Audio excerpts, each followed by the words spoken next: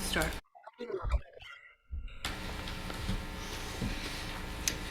Okay, Robin, you want to do a roll call, please? Sure. Mr. Travellini? He's absent. Oh, I thought he was going to be online too. Yeah, I thought he was going to be online. Oh, well, he may be, but he's usually a little late. Mayor Jacobs? I am here. Committeeman Hickey? Here. Mr. Rodelius? Here. Mr. Leonard? Here. Mr. DiGiovanni? Here. Ms. Orabona? Here. Mr. Walter? Here. Mr. First? Yes. And Chairman Gutschall. Here. Thank you. The open public meeting statement, please. Adequate notice of this meeting of the Bedminster Township Land Use Board was filed with the Township Clerk, sent to the Bernardsville News and to the Courier News, and to all subscribers, and posted at the Township Municipal Building, 1 Miller Lane, Bedminster, New Jersey, on June 10th, 2021. Okay, please stand for the flag salute. Pledge allegiance to the flag of the United States of America and to the republic for which it stands, one nation, under God, indivisible, with liberty and justice for all.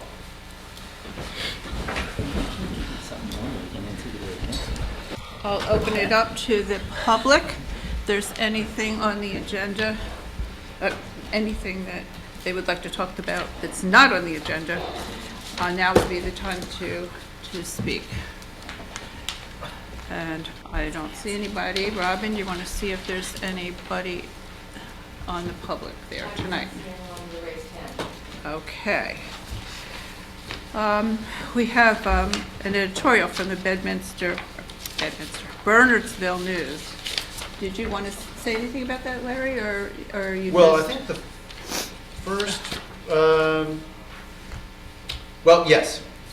So after the this board's approval of the KRE Bed 1 application, there's, look, I think we've all said this, that we were not certainly inviting development into town, but if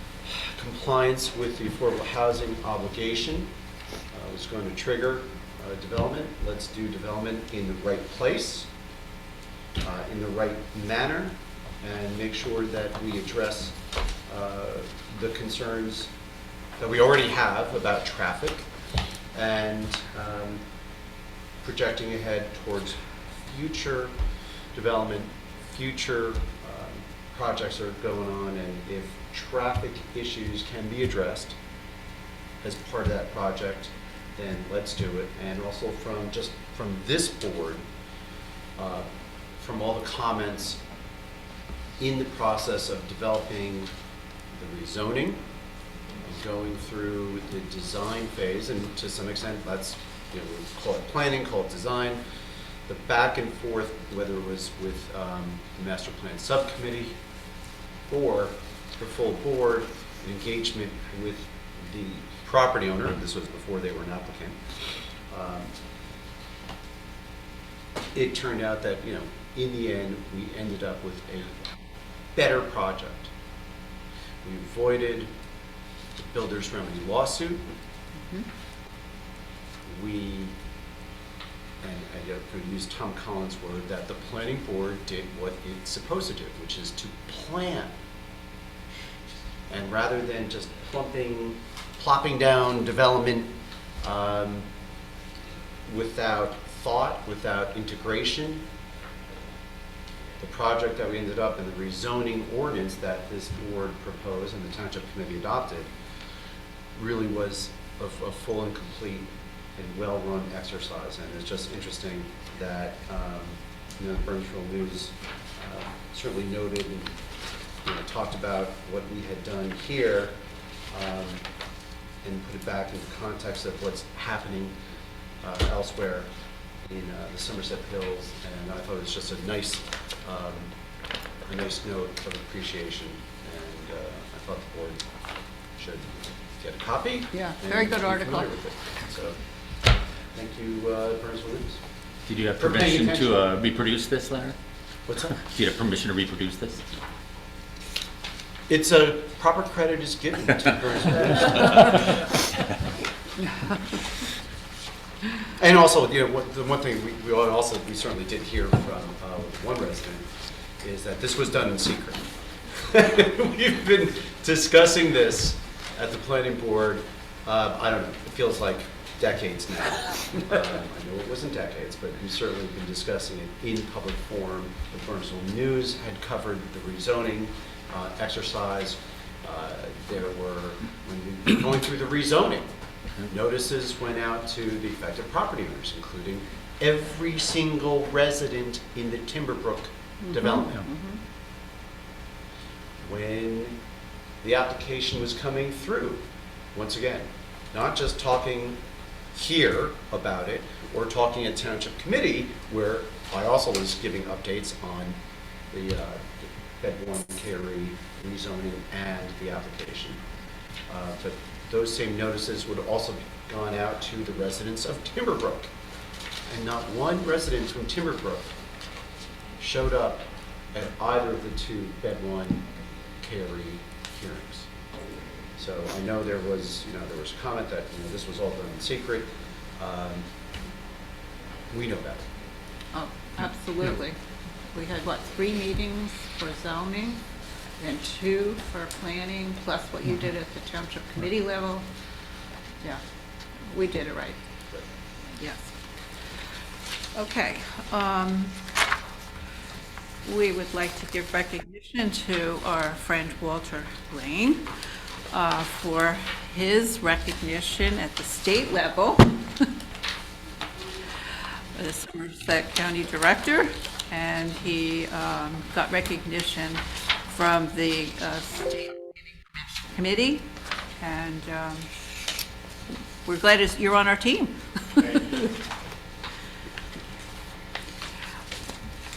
Okay, we have correspondence also. I can't hear anything.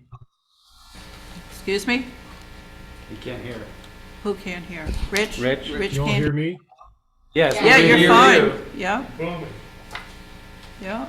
Do you hear Jeff, us can now? you hear us? Can hear everything. Can you hear me? Yes, Yeah. you're fine. Okay, good. Okay. Oh, Rich just dropped off. Okay. I'll call you back on the internet. Okay, we have correspondence from Michael Mullen. He represents, I guess, the Crossroads, which is the cancer support community. They want to have a 1-year extension for their resolution. Yes, and you did this previously, I recommend it again, and that's basically what this resolution is another one like last year's. Okay, do I hear a motion to approve the extension? Motion to approve? Second. Second. Roll call vote, Mr. Mayor Jacobs, Aye. Committeeman Hickey, Aye. Mr. Travellini, Mr. Rodelius, Aye. Mr. Leonard, Aye. Mr. DiGiovanni, Aye. Ms. Orabona. Aye. Mr. Walter. Aye. Mr. First, Aye. Mr. Travellini, Rich, can you hear us? Nick, you're muted. Apparently, he can't hear us. I can hear you now. great. Okay. Okay. I'm doing a roll call. Did you hear the resolution?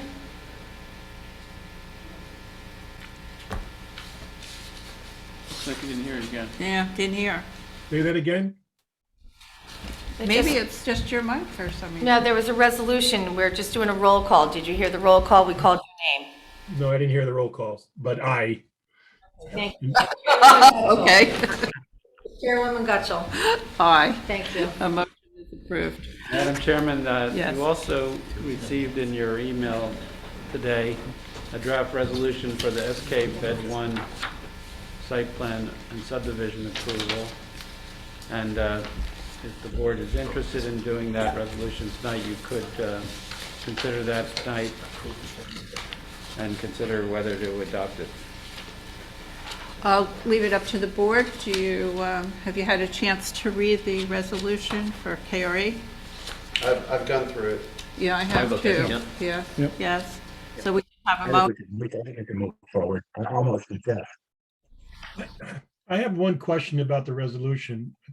First, wait for a motion first and then do Yes, discussion. we need a motion for, I almost suggest. I'll make a motion to accept the resolution. Okay, and we need a second. I'll second. Okay. All right, Rich, you have a question? I thought there was a question that in my mind was unresolved when we left last week. George had asked a question about, a lighting waiver that may have been required that Paul was not present to respond to. I'm wondering if that was resolved to everyone's satisfaction before we finalize the resolution.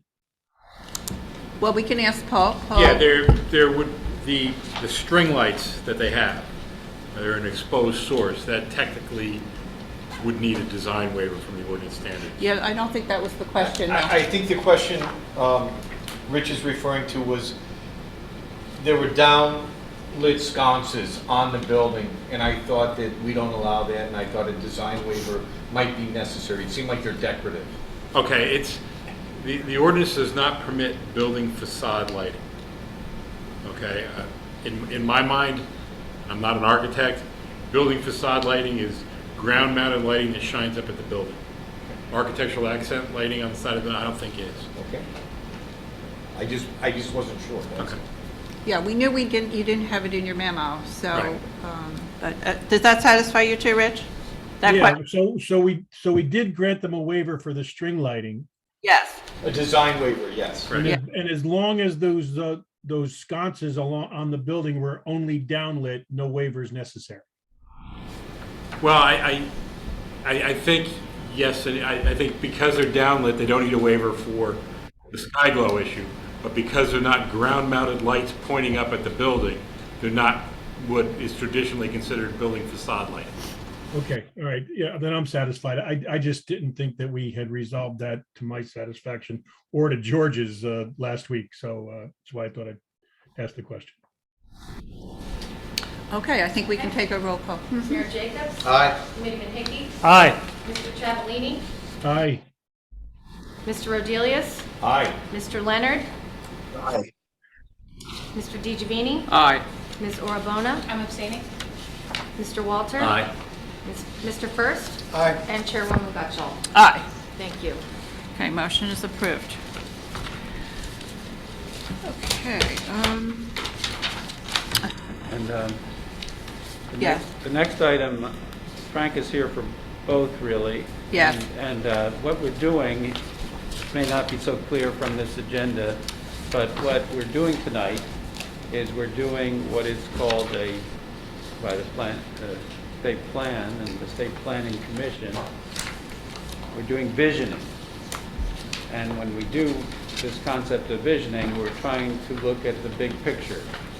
So this is a noticed hearing that has been noticed to the public and advertised, more than just a notice, to try to get outreach, to do visioning of how the board and the committee perhaps, and if we had one, this other committee called the PIAC, which we're asking for a waiver from, would look out in the next 10, 20 years for Bedminster and say, what is your vision? And so in doing that, so Frank is our witness on what's called the Municipal Self-Assessment Report, which you have a copy of. And as I've explained to you before, it's fairly easy for Bedminster because we're one of the few municipalities that receives State Planning Commission endorsement from the State Planning Commission for your master plan in 2006 or so, after their master plan in 2003 that has never been amended by the state, and you have stayed consistent with the state plan, so to not be endorsed would make no sense to me, but I'm just a simple country lawyer. So the reality is you get to decide what your vision is. Now, because we're also happening to be doing simultaneously this county report, it would be good to do the county report first because that's part of visioning for the AT&T property, okay. which you have been working on for months, years, and which is very important to your planning efforts. So if you would do that first, then Frank can incorporate that he already has into his municipal self-assessment report. You could incorporate it into your comments, if any, about visioning and about at least that property and perhaps more visions. And we want to give this record to the State Planning Commission, to the Office of Planning Advocacy, to show them the outreach efforts to get to do this type of bigger picture planning. So with that being said, I'd like to switch this order here a little bit That's and fine. just do Walter and the county study first, and then Frank will sort of cover the big picture. Okay, sounds like a plan. Okay, so I guess we're going to have Walter here.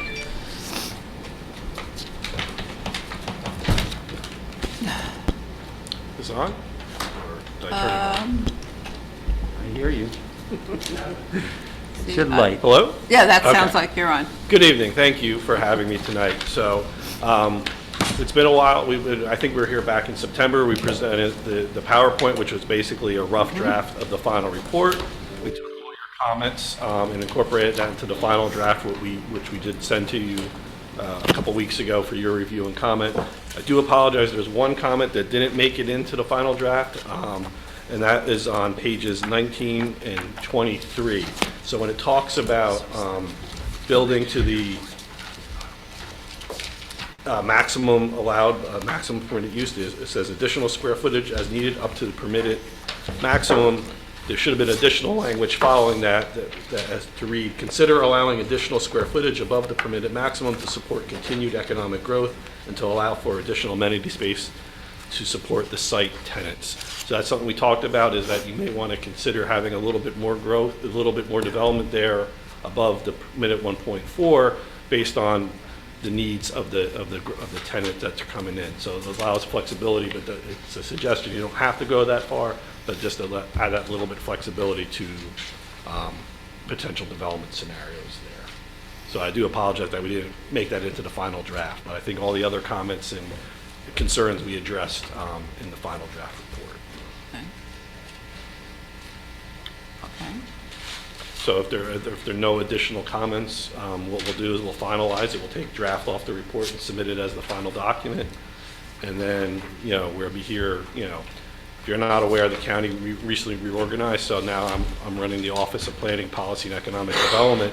And part of my charge is to help move these types of projects through with having economic development back at Somerset County. We're still working very closely with the business partnership on economic development issues, but the Office of Economic Development is now back in my office. And part of the policy is also to ensure that all the other things that we're doing at the county to promote investment and highlight the great amenities that we have in the county all kind of follow my shop now. So I'll be a few more things to work. So I work closely with the administrator doing this. Yes. The administrator, and the commissioner. So I'm at their service, but the goal is to make sure implement their priorities and their goals and objectives through the new office. So does that provide the opportunity for consistency with, we call it regional growth or regional planning, but so looking at the AT&T study and the recommendations regarding high tech, mixed use, life sciences, amenitizing property, is that within your expanded role of, hey, look, Bridgewater is doing something down 202, 206. Basking Ridge, Berners Township is looking at something similar. There's some symbiotic relationship that can happen. Yes. So the first question is, that is something within your purview. Correct. And then one of the things, early next year, we're going to be starting the update of the county's comprehensive economic development strategy, which outlines the county's economic development goals and readopt that as part of the county master plan. That allows us to have priority funding from the United States Economic Development Administration for various grants. So having an active and an updated SEDS will keep us at the forefront for when some of the Build Back Better projects funding comes through. So there's a lot moving on, but I think there's a growing conversation in the county about this growing tech corridor that we have, from Basking Ridge, maybe even down to New Brunswick with the innovation hub. So we've had some initial conversations with Middlesex County at my level, with my counterpart, kind of like, we have our own version of a research triangle kind of growing here in central New Jersey. Implementing the recommendations in the study, is that something that would be considered helpful? I'm going to ask you both, not least your role as planning director, but also from the state plan commission as well. Yeah, so this is a great example of how the county investment framework is being implemented, and we at the county are planning to go early, probably at the end of next year, for county plan endorsement, with the goal of showing that we're aligning all these different plans at the local, county, and state level, that where investment occurs here, and we're on the forefront of attracting investment and showing that we're balancing investment as well as our open space preservation goals. That, we're working very closely with Bedminster on several farmland preservation projects, so we're doing both. And that's really what my whole thing has been, is trying to make sure that we're growing in the right places and preserving in the right places. Quick question, I don't want to go through this whole thing, but I did. I appreciate it. And it looked like, third row. so just really quick, the first couple pages are just kind of an idea of, what we could put into an ordinance. Correct. Am I correct with that? All right. And then the rest is kind of like existing ordinances from the past, and then you really got into like demographics, the different kinds of buildings, comparative research and all that. So it's like a kind of a nice marketing piece. the appendix has all that information of Yeah. similar projects and some of the background. And then the body of the actual report talks about, there's the three scenarios: the high-tech hub, the life science hub, and the mixed, the amenitized hub, the mixed-use connection. So those kind of give you the options, your recommendations, if you're modifying the zoning ordinance, what should be included. So this is data and information helpful Correct. to us to make the educated decision. All right, thanks. Thanks a lot. Anyone else on the board have any questions, comments? Rich, can you hear us? Okay? Yeah, I can hear you. Can you hear me? Yep. You're okay. Any questions on that side? Nope. Okay. All right, is there anything we have to do here, Tom, as far as? Technically, no, but it might be convenient to make a motion to confirm that the board has reviewed and hereby either approves or recommends the report to the township committee. I mean, that would be, this is not legislatively regulated. This is sort of proceed. Yeah, no, there isn't even a suggestion. No, it's my suggestion to you, because we studied this so hard, that I'd like the State Planning Commission and Donna Rendero to know that the board, working with the county, recommends this. It's not a master plan amendment. It's not that type of thing. We may go into a master plan amendment for the AT&T property, and this would form a basis for it, but this is like a step towards that. So how would we? So if the board would entertain it, I would recommend to you a motion to compliment the county for the study, and to find that the study, as proposed by the county and consultant, as revised tonight and explained by Walter about the concept that he suggested, has been reviewed by the board and is approved by the board and recommended to the township committee. Is there such a motion? Okay. With the one condition that it's now the land use board, with Walter's comments from earlier, approves the draft and I'm not sure we authorize it, because I guess technically the town is the client. Who's the client? We are I don't even know. we are the grantee. Are you the You are the client? client. So we are doing this on the township's behalf. So based on that one change, I spoke to the consultant on my way up here tonight. He will make the change next week, and I will have before Christmas, Right, so hopefully, the final report as marked final, and then we could talk about how we work together. We to recommend implement. that it go final. We can go final with Yeah. changes. With We have, changes. basically, Well, we we recommend have a that the township responsibility under that same grant to do what you just done. So, If they voted. yeah, to do what you're about to do. Okay. Basically, To receive it and to affirm it. and ultimately to determine if any elements that come out of that report are meritorious of amendment to the land use plan and change the zoning change. That's sort of a big deal. Walter's input. Yes.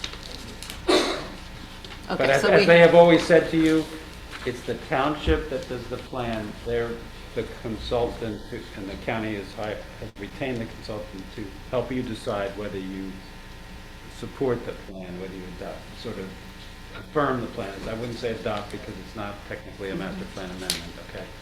Where you do adopt master plan amendments.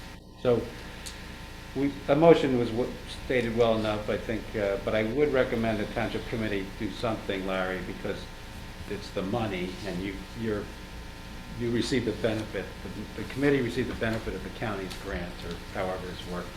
Okay, So- we can tee this up for December 20th.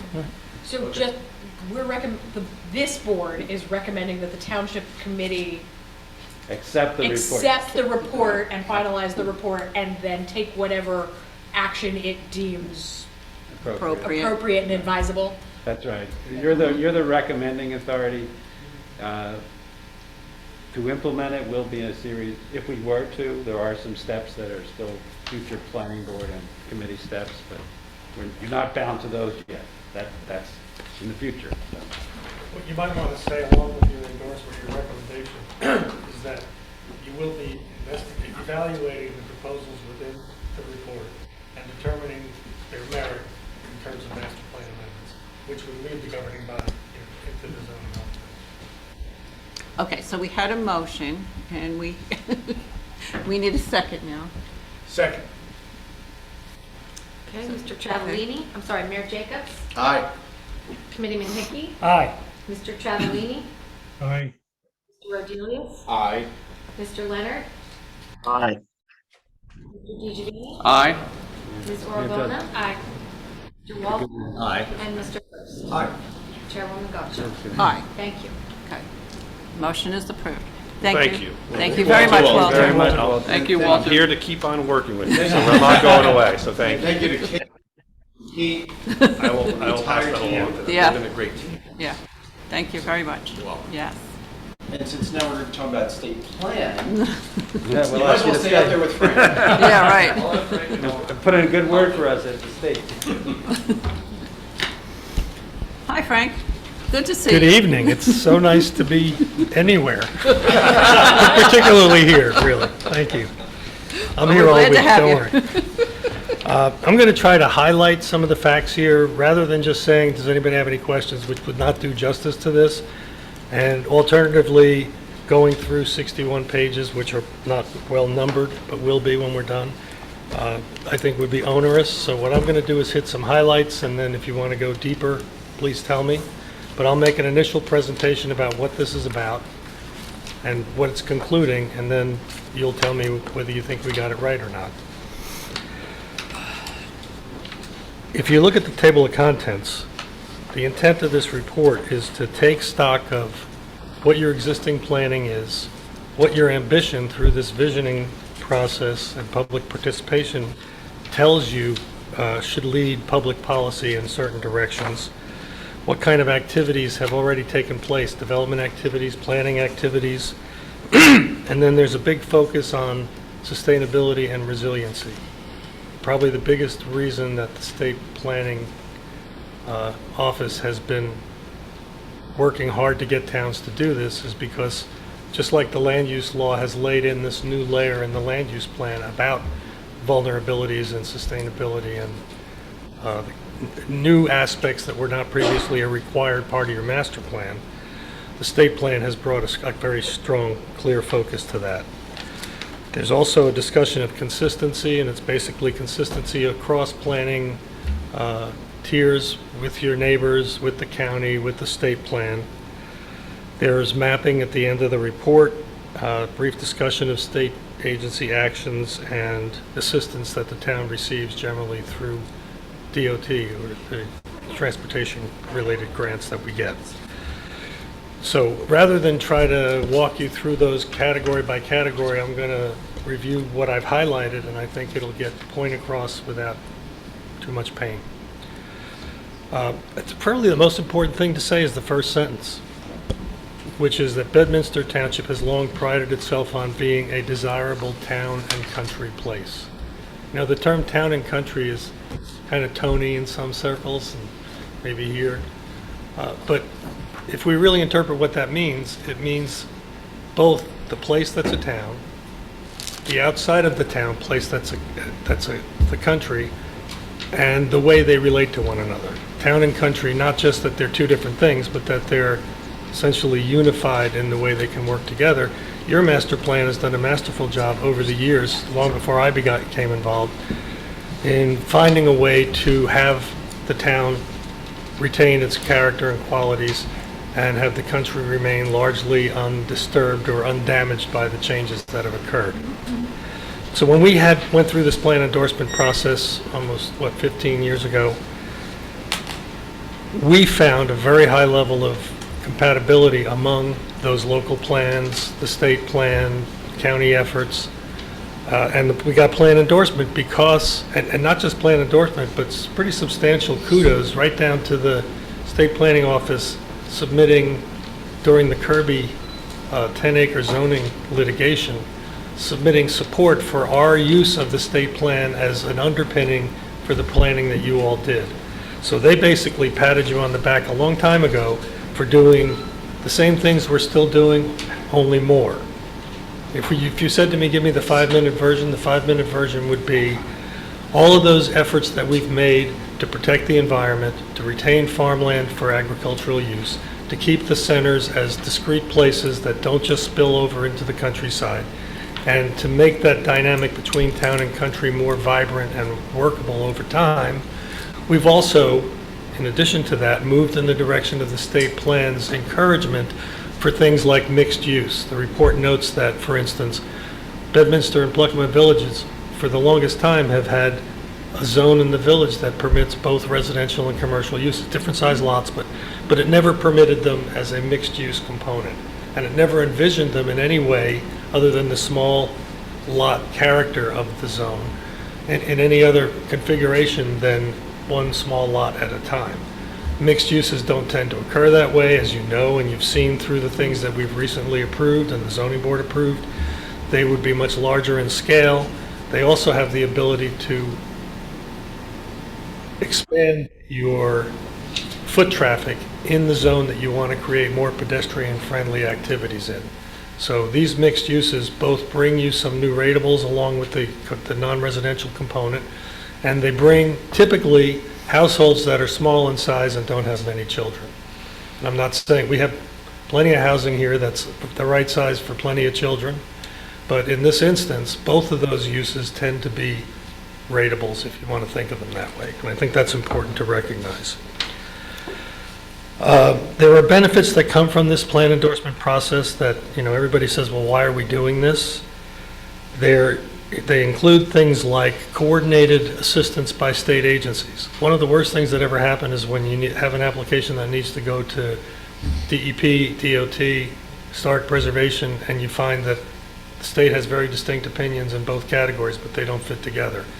Plan endorsement is supposed to be a vehicle that helps you to ride the right path to get through that maze that sometimes occurs.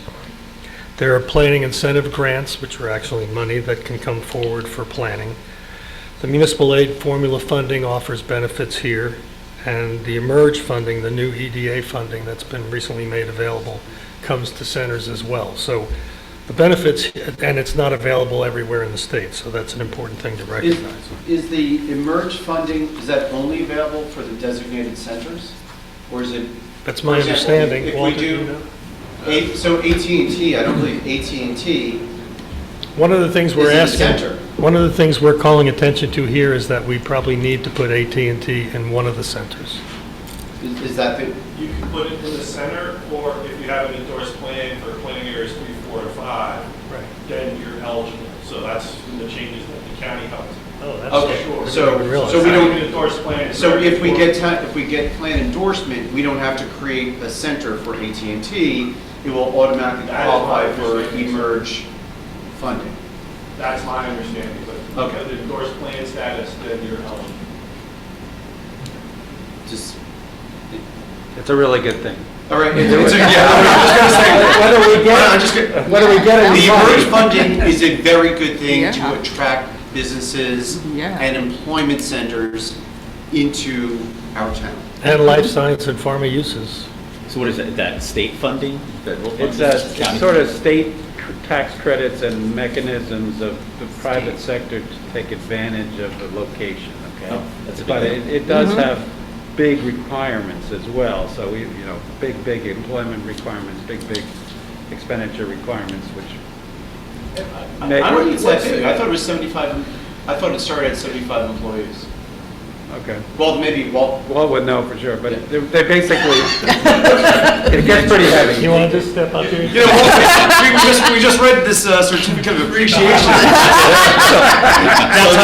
There is several criteria for the investment, for the tax credit. So basically, it's a tax credit program, so based on the number of jobs you create or a certain level of capital investment, capital improvement, you can qualify that, and then there's certain requirements. I think there's a couple of cleanup bill things that were changed, requiring, labor agreements and those types of things, but it's more stringent than the old version, which was the New Jersey Grow program, but it's still basically the same program that rewards companies for creating new jobs. It's more of a job creation than a job retention program. What's the name of it, the formal name? It's the Emerge program. The Emerge program, thank you. So, yep. And it's tax benefit, it's not. What are some of the strings attached to this money? I don't know if there's green goals, if there's diversity goals, if there's, whatever the soup of the day is that they're trying to accomplish in Trenton.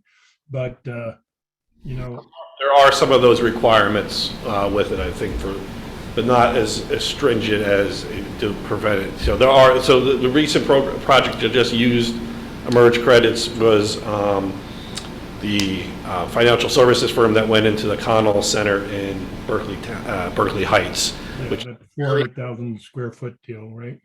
Yep. So it was. Yeah, they just approved one for me for Party City up in Woodcliff Lake as well, but I don't have to deal with the compliance aspect of it, which tends to be somewhat forbidding. But I just want to know if we understood what those requirements and limitations are. But those are not township imposed. Those obligations, or to the extent there are any, are imposed on the party that's taking advantage of the tax credits. Correct. So it's the operator. It's not even the property. So we just have to designate the area as a zone that would be to make it eligible for the credits, all the compliance and restrictions and limitations, what have you, and the hoops you have to jump through become the tenant or the grantee's obligation.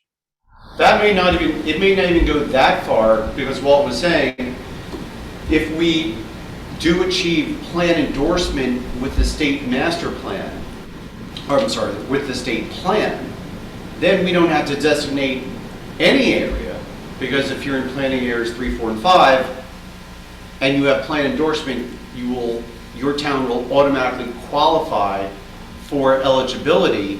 And then it's up to a business coming in who wants to move into the AT&T campus or elsewhere, that they can now take advantage, if they want, to apply for the Emerge tax credit program.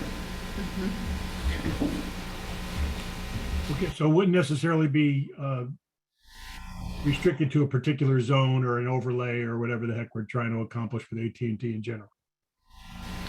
No, you would I think it's being an endorsed plan in planning areas 3, 4, or 5. I think you've kind of already identified this as a targeted growth area, so I think you would be covered. With the work that was done highlighting that, you might just say this is a priority site, and I think that would meet the intent of the legislation for it to qualify. Good, all right. So that's why you want to get plan endorsement, among other reasons, okay? But that's Big picture. how we get into the authorization. Well, so far, we've made it through page 1. So again, a little bit more highlighting.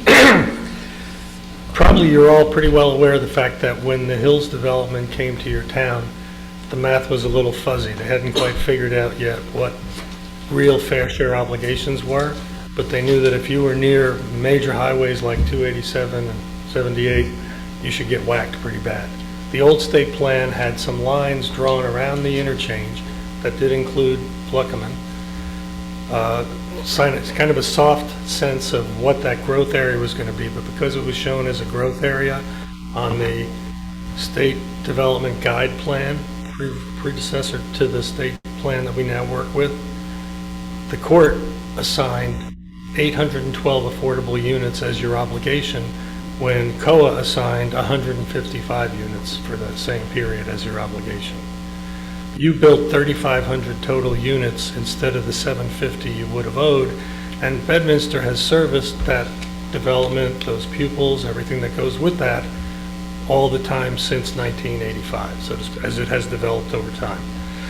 And I'm not saying that by way of saying that you've been aggrieved, partly because I think the township has assimilated and ultimately welcomed, I mean, the planning board chair lives at the Hills. It's not a dirty word, but it certainly changed the character of Pluckerman. Pluckerman was a little tiny town of 98 Revolutionary era buildings and a shopping center before the massive change that occurred. So that massive change, fortunately, happened within what we think of as the growth node along the highway corridor. It didn't happen on the other side of 287 or out down Route 78 or down at Rattlesnake Bridge Road. It happened and keeps everything together where we're trying to service our population. Bedminster Village hasn't grown so much, but on the same theory, infill development like what has recently been approved by the zoning board will be a way for that place to adapt over time and to see more investment over time. These center designations come as part of this plan endorsement process. The boundaries have been finely honed over time, revised. We've cut back the floodplain that used to be part of the Bedminster Village so that we don't have any lands that aren't usable, targeted for growth. So we don't need to figure out a lot because we figured all this out before. Almost all the justification that we gave for this before still applies because your plan has only changed marginally and their plan hasn't changed at all. So you'll find as you look through this report, there's a recitation of what those state plan policies were and an analysis of how we have addressed those in your master plan. There's a comparison, as I said, of the your planning in comparison to local municipal neighbors and county planning efforts. There are summaries of the development that's occurred over the last several years, which shows a wide variety of types of development that have been approved, and very much aligned with anything intense happened on the right side of 287, and most of what happened on the left side fit into the countryside pretty well. Hasn't been massive subdivision to try to reduce parcels to the least common denominator, just the opposite. We've seen large parcels combined to create larger estate parcels for people who wanted bigger areas, typically equestrian or other agricultural uses that use a lot of land as well. So all of these policies that you've developed over time, your conservation plan, your land use plan, the target, the recognition by people who sat in your seats back in 1988 that if you left the R3% district the way it was, you were going to end up looking like a bigger lot version of Bridgewater. And I don't say that disparagingly, I'm just talking about the facts of what suburbanization has done other places.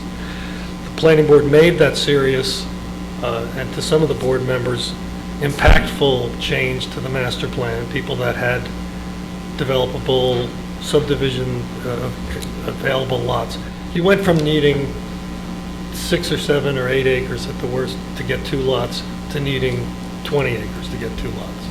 And that clearly impacted people who voted in favor of those policies. So there's a long tradition of care for the community right down to the level of the pocketbook by so many people in this community that's one of the legacies, I think. You know, I think of Betty Merck, and you can name, I'm sure, any number of people that have, Jim Brady, people that have really been guiding lights here. But they all helped to shape these policies that we've kept in place and refined and honed over time, and that the state planning people found very much aligns with what they're trying to get us to do. The county has supported our planning for a very long time, as we have with theirs. And so this report basically is a love story about how we all get along like we should. Better than most, put it that way. And so the point of this report is they now can go in and see what we've said about ourselves, tell us if they agree with it or if not. And one of the things that comes out of this process, and we should be clear about this, is plan endorsement comes with a plan implementation agenda. So they'll look at what we said and they'll say, well, maybe you want to do a little more mixed use. Right now, the only mixed use zoning we have is the variance that was granted in Bedminster and the zone we created in Pluckerman. But it's not like the villages are ready to turn into mixed use everywhere, and we haven't decided that should happen. I suspect one of the plan implementation items will be expanding the opportunities for that type of development. And then we have to meet those things head on when they happen. But I think we've demonstrated such a high level of consistency, they'd have a very hard time not agreeing that we merit plan endorsement. And we've demonstrated the opportunities for public input, like tonight, but many others, I think, more than a dozen that were cited in here, where on public notice at public meetings, people had an opportunity to comment on all of our planning, zoning, and AT&T related work. So my recommendation is that with me cleaning up a couple of typos and putting the right page numbers on these, that you would recommend to the governing body that we submit this report as the next step in the plan endorsement process on your behalf. Happy to answer any questions. Larry, for the board's benefit and Larry's benefit, the board basically on this one recommends it to the committee. The committee, there is a form resolution, Larry, that the committee is a governing body, any governing body that seeks endorsement is expected to adopt, approving the municipal self-assessment report and sending it down to the state planning commission for state plan endorsement. That's sort of the technical, that is a requirement, and that is something that we'll get Larry and the committee the form of resolution if this board were to so recommend it. So, but this is also a public hearing, so before you make any action, we want to open up to the public. Don't see too many people here, but maybe they're online. So. Well, I'll open up to the board first. Any questions from the board for Frank? Go right ahead. Question, and I apologize to everybody that it's repetitive. The state has, it's a master plan.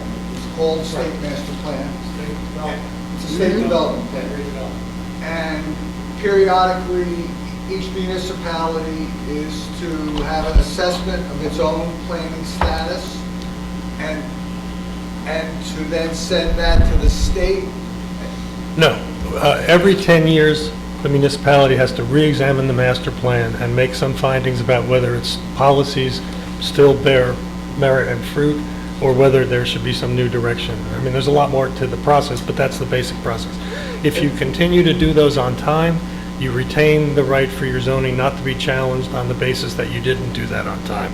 Right. There's no requirement by the state planning office that you do that as part of this process.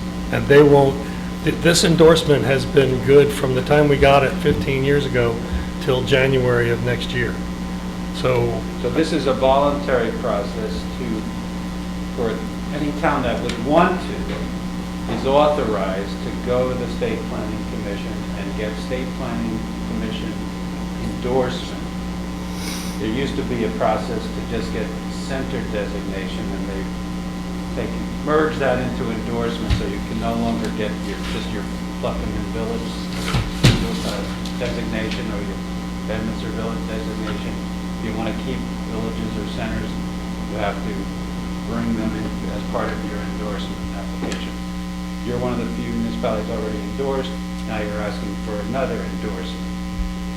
So Frank described some of the great benefits, but I can assure you, as it came to the benefit of Bedminster, it's all good. If there was ever anything that you didn't like about it, you would tell the state and you would ask them to not apply that to you. So although there's this expectation of continued coordination, you know, you do so many things that are better than the state plan that I think you could trade a few for for some relief on others, so.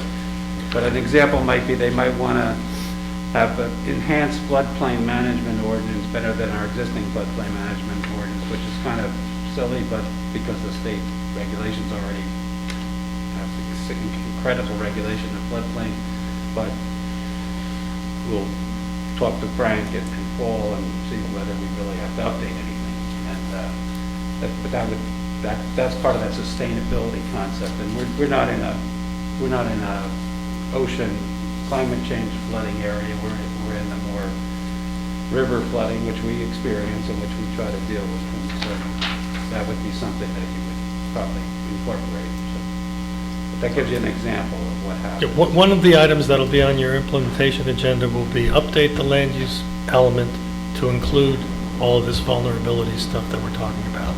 And it's good because what you look at is, can the fire and rescue people get where they need to get, a whole series of very practical down-to-earth things. Does the infrastructure work?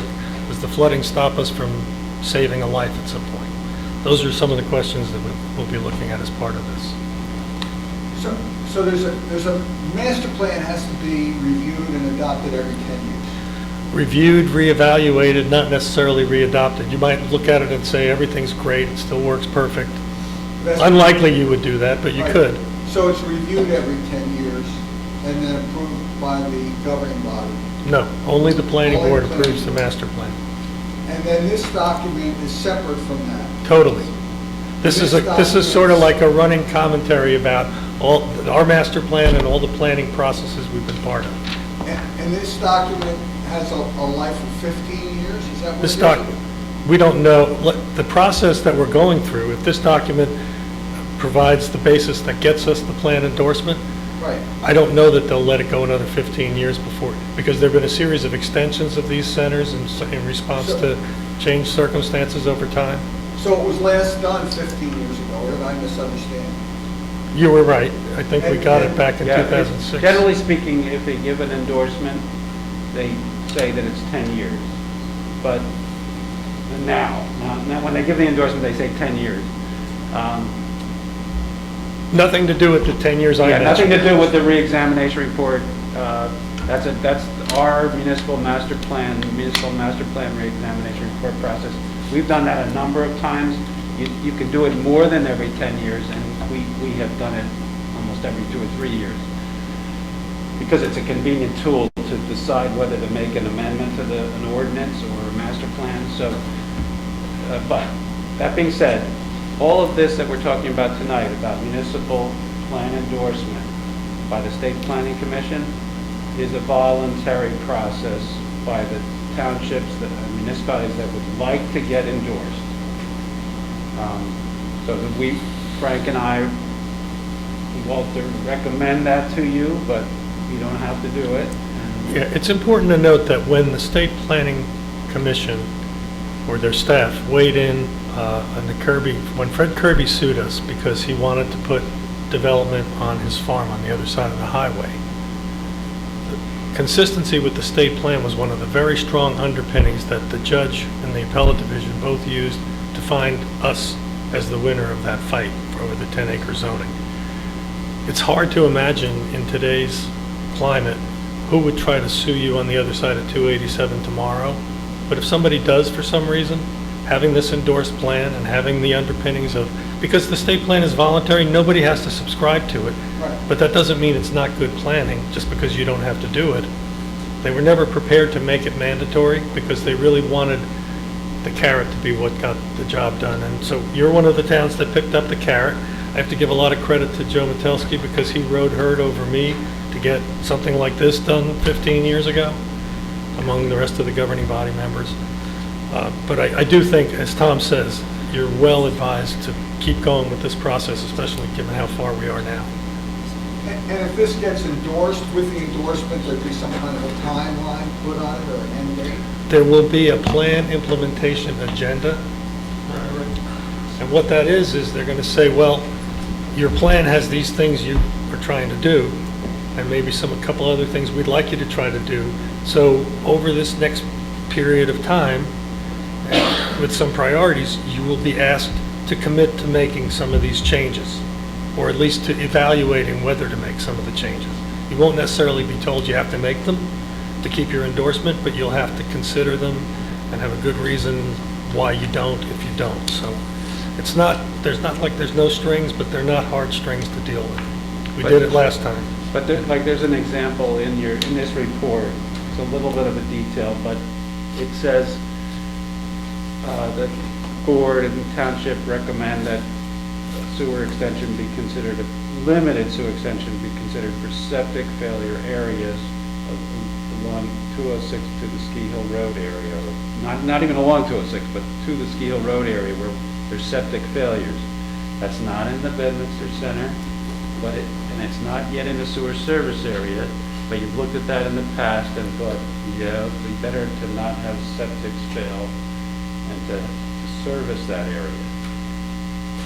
If that is endorsed, is recommended by you and endorsed by the Township Committee and requested of the State Planning Commission and requested of the DEP and the Highlands Council for what's called sewer service area, that coordination would, and with conditions, would be much easier than if you just tried to get permission to do that without endorsement. So this coordination of governmental agencies. DEP wouldn't give you that without. Yeah, it would be like, oh, what do you mean? You know, what are you kidding me? You know, why are you even asking? But the whole idea is to coordinate what you as a township want, what the county wants or would live with, and what the state, looking down at its departments, also wants. But not just one department, all departments. Is that coordinatable, or is that something you can really coordinate? I don't know, but that's the dream. That's the utopian dream of planning, okay? So I recommend stay on course. I think it'll give you some benefits. They're intangible, I've always said that. But the defense of Mount Laurel litigation is incredibly beneficial, so. Can I ask a question? So my takeaway from what your comments are and Frank's comments are is that we proceed with this process, we submit for plan endorsement. The state could come back to us with certain recommendations. We can decide whether to incorporate those recommendations or reject them. If we reject them, we do so at the risk of not getting our plan endorsement. But I'm just wondering with the sentiment in Trenton being that, you know, we have one master plan for the state, and every hamlet and municipality across the state ultimately falls in line with the Trenton agenda. And if I sound like a cynic, I am. It's not, Rich, it's not as draconian or regulated as you just described it, but the fact is that it is a process that involves discussion and coordination, and if the reality is exactly what you said, if you weren't satisfied, you would just withdraw. I don't recommend you withdraw at this point. All right, but again, if they come back with something onerous that's going to require us to either change the character of the town in terms of further intense development, or making huge capital investments in things like sewers or road widening or what have you, we can decide to opt out at that point. I believe last time around, we were even able to, I'm looking at him like you can see. And I'm realizing how ugly I've got to look on that big screen. Oh my God. What was I trying to say? That's horrible. If you were going to give an example of an obligation that the state wanted us to do, Right, didn't that do we it. did. Oh, right. We negotiated the plan implementation agenda so that we saw a draft. We talked about things. There wasn't much they wanted us to do that we didn't kind of embrace because of our master plan.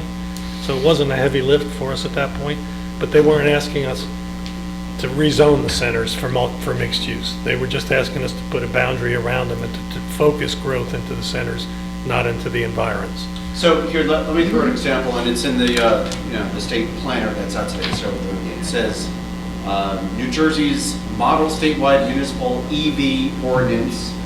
So, Rich, and this is just an example, and it's not, it's just conceptual, that if the state said, we want every town to adopt an electric vehicle charging ordinance that requires new construction, old construction, everybody in the whole wide world who comes before the planning board, you gotta build electric vehicle charging stations at your property.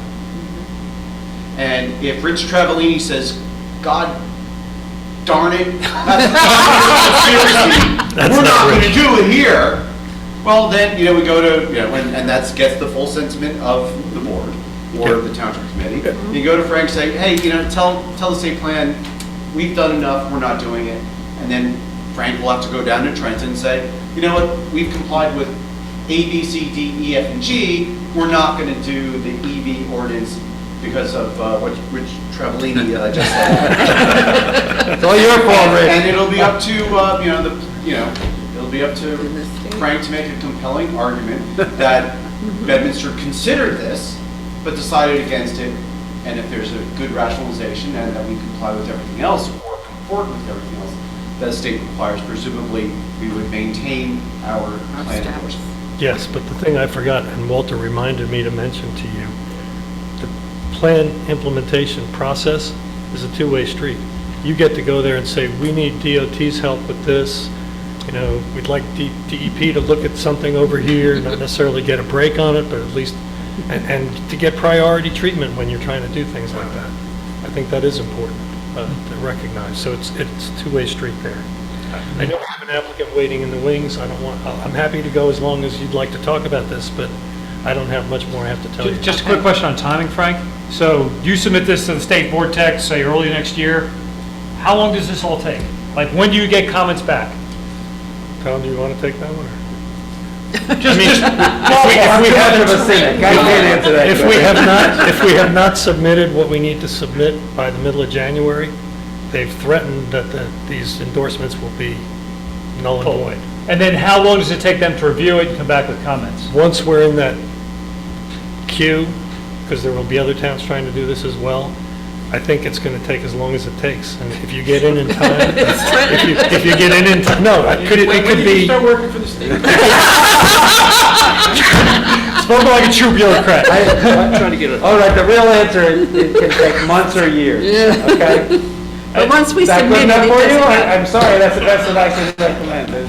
That will take months or years. But once we being in the submit it- queue, being in the process, Yeah. maybe even being in before January 15th or some crazy date, 17th, means you're in. You're in. Now, are you endorsed yet? I don't see how, because they probably don't even have a state planning commission meeting before the 17th of January, and if there's a process to review this. It's complicated, but it's okay, because we don't lose anything, and we could gain things. That's the way to look at it. They've stated at various planning commission meetings that the towns that are making a good faith effort to go through the process will be continued to be, And on that end, I can tell you, I've had numerous conversations with Donna Rendero at the State Planning Commission, or State Planning Office, I forget what the title is. She knows what we're doing. I told her where we are, right? And I've requested waivers from certain of the obligations. And one of those waivers was mentioned earlier, that the requirement is a plan endorsement advisory committee, which would mean we would have to create another committee. And it can't be this committee, and it can't be the township committee. There'd have to be a whole new committee to talk about public participation in the planning process. With Don, I said, we did a rezoning. In the last 3-4 years, I've done 2 rezonings.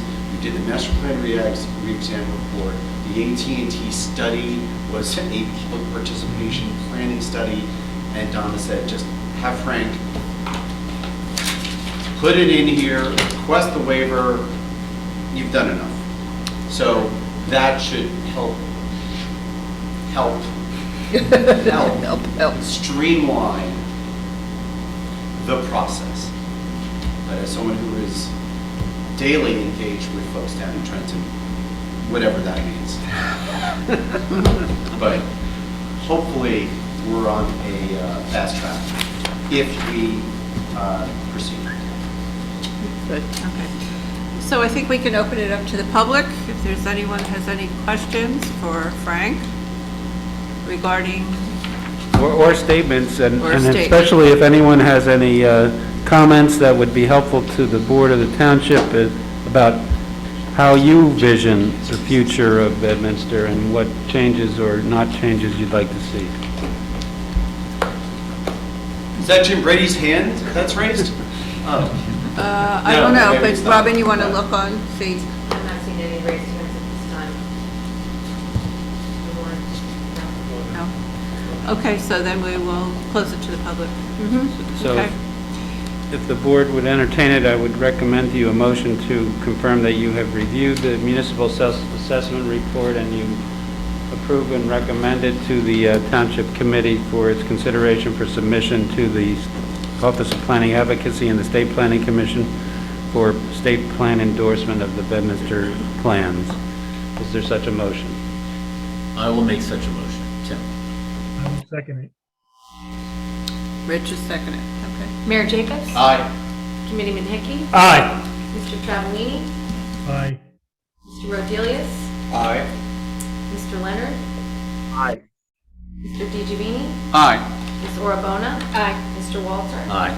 Mr. First? Aye. And Chairman Gutschall. Aye, Thank you. motion is passed. Okay, so, Robin, if we could have both the AT&T and the municipal self-assessment on the agenda for TC on the 20th. And then the process will be to, if it's approved, I guess we'll need that draft reso. Yeah, it's a standard form. I'll get it to you. Okay, if you can get that And to John, I'll get it to you, John and Robin. And then if it's approved on the 20th, send it to Donna and to Barry Abel. Barry. It's Donna and Barry, okay. Barry Abel. Abelman, right. Hey, what was the picture on the front of your report, Frank? What was it? What was that up? The kennel work. Yeah, I don't know. Yeah, what was it? Where was it? Is it? It's the golf course. I don't have time to go out there and play, so I don't know. I'm busy working. I do. Oh, is it all right? The stable. Yeah, it's stable. I brought them in for their cultural value.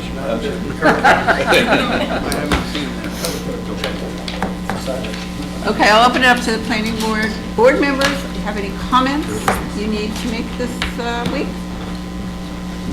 No? Happy holidays, Merry Christmas. Anyone else from planning board have any comments? No? Do we know when our reorg meeting is? Yes, when's the reorg for Your the reorg and our township? reorg. Or if you know. The land use board will have its reorg on the 6th of January? The 6th? Okay. And TC and Robin will figure something out before then. Yours is the 9th, I thought. Oh, maybe it's Your meeting Oh. is the The 9th. The Thursday the 9th? And Correct. the committee will likely be before the 9th? yes, we will have to. That's, we can't unless you do. So, you know, we, Thursday, the 6th. The 6th. We're scheduled. It's the 6th. It's the 6th, as far as Yes. I know. Yeah, it's 6 is the first Thursday. Yeah. We are tentatively scheduled for the 3rd, location TBD. Sounds good. 2022, hard to believe. Yeah, this one really flew. 2021 really flew. Yes, definitely the 6th. Okay, so gentlemen, you are excused. Thank We you. are now going into the Board of Adjustment.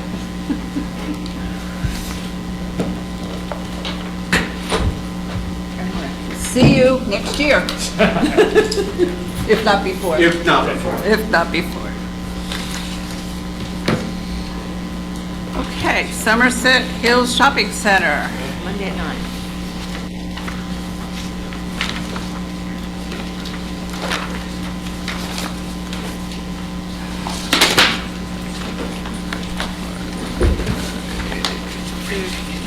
What? I know, this room is terrible, I know.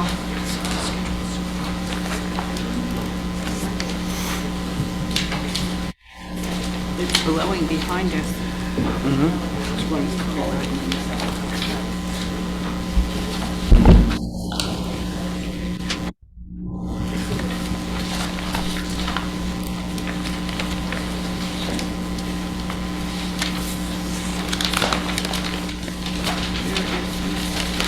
Well, are we starting long term?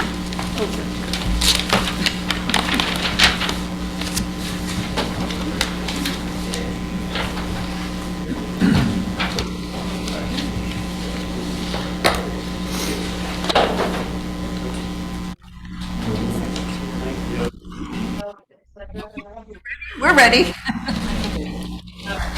Good evening, everyone. My name is Marcia Zaleski. I'm the attorney for the applicant, Smithfield Shopping Center, Inc. We're here before you this evening with regard to the property located at 75 Washington Valley Road. The applicant is seeking to remove and replace the smaller two-story wood frame building located on the property. No changes are proposed to the existing shopping center located on the property. We have 3 witnesses for you this evening, and I'm going to open with our engineer's testimony.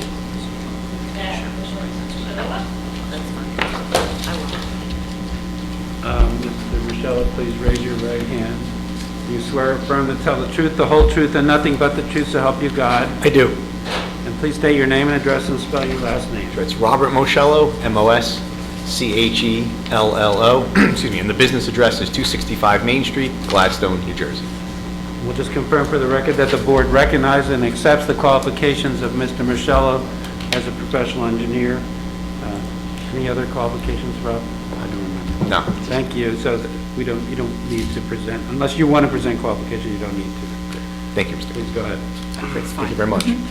All right, so I guess we need to get the first exhibit up on the screen. So I'll give Chris a second to pull it up.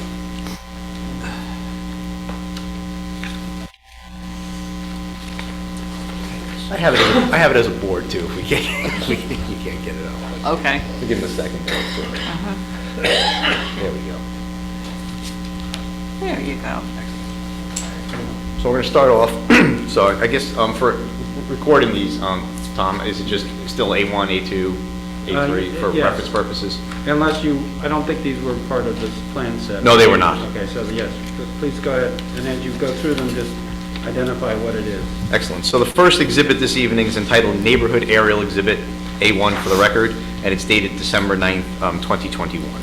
Just going to start off with a little bit of history of the property and the surrounding environs on the site. I know my laser pointer, I don't believe, works on the TV screen, so Chris will be good enough to just use the pointer on the screen to point out some of the items there. So north being up on the page, and then Burnt Mills Road and Washington Valley Road goes in an east-west direction across the frontage of the property, and then 202, 206 runs in a north-south direction just to the west side of the property. The property itself is outlined in yellow on the plan. It's block 58, lot 14. It consists of 3.28 acres, and this property's had a bit of a history here in the center of town. It started out, it was redeveloped in the late 1960s with the A&P that was on there, and some of the retail buildings attached next to it.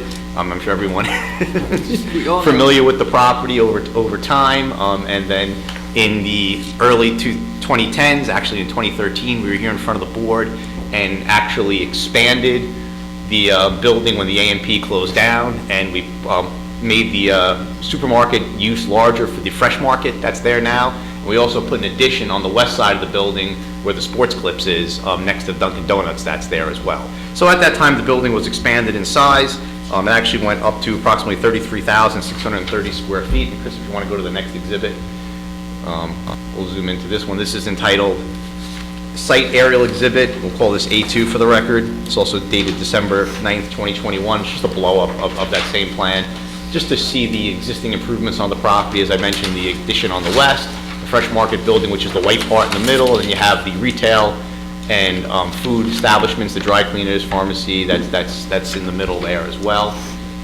We also, at the time in 2013, reconfigured the parking lot. We moved the entrance on Washington Valley Road all the way over to the east side of the property, because it was actually over more where the word road was on the plan. We moved it over to the east side.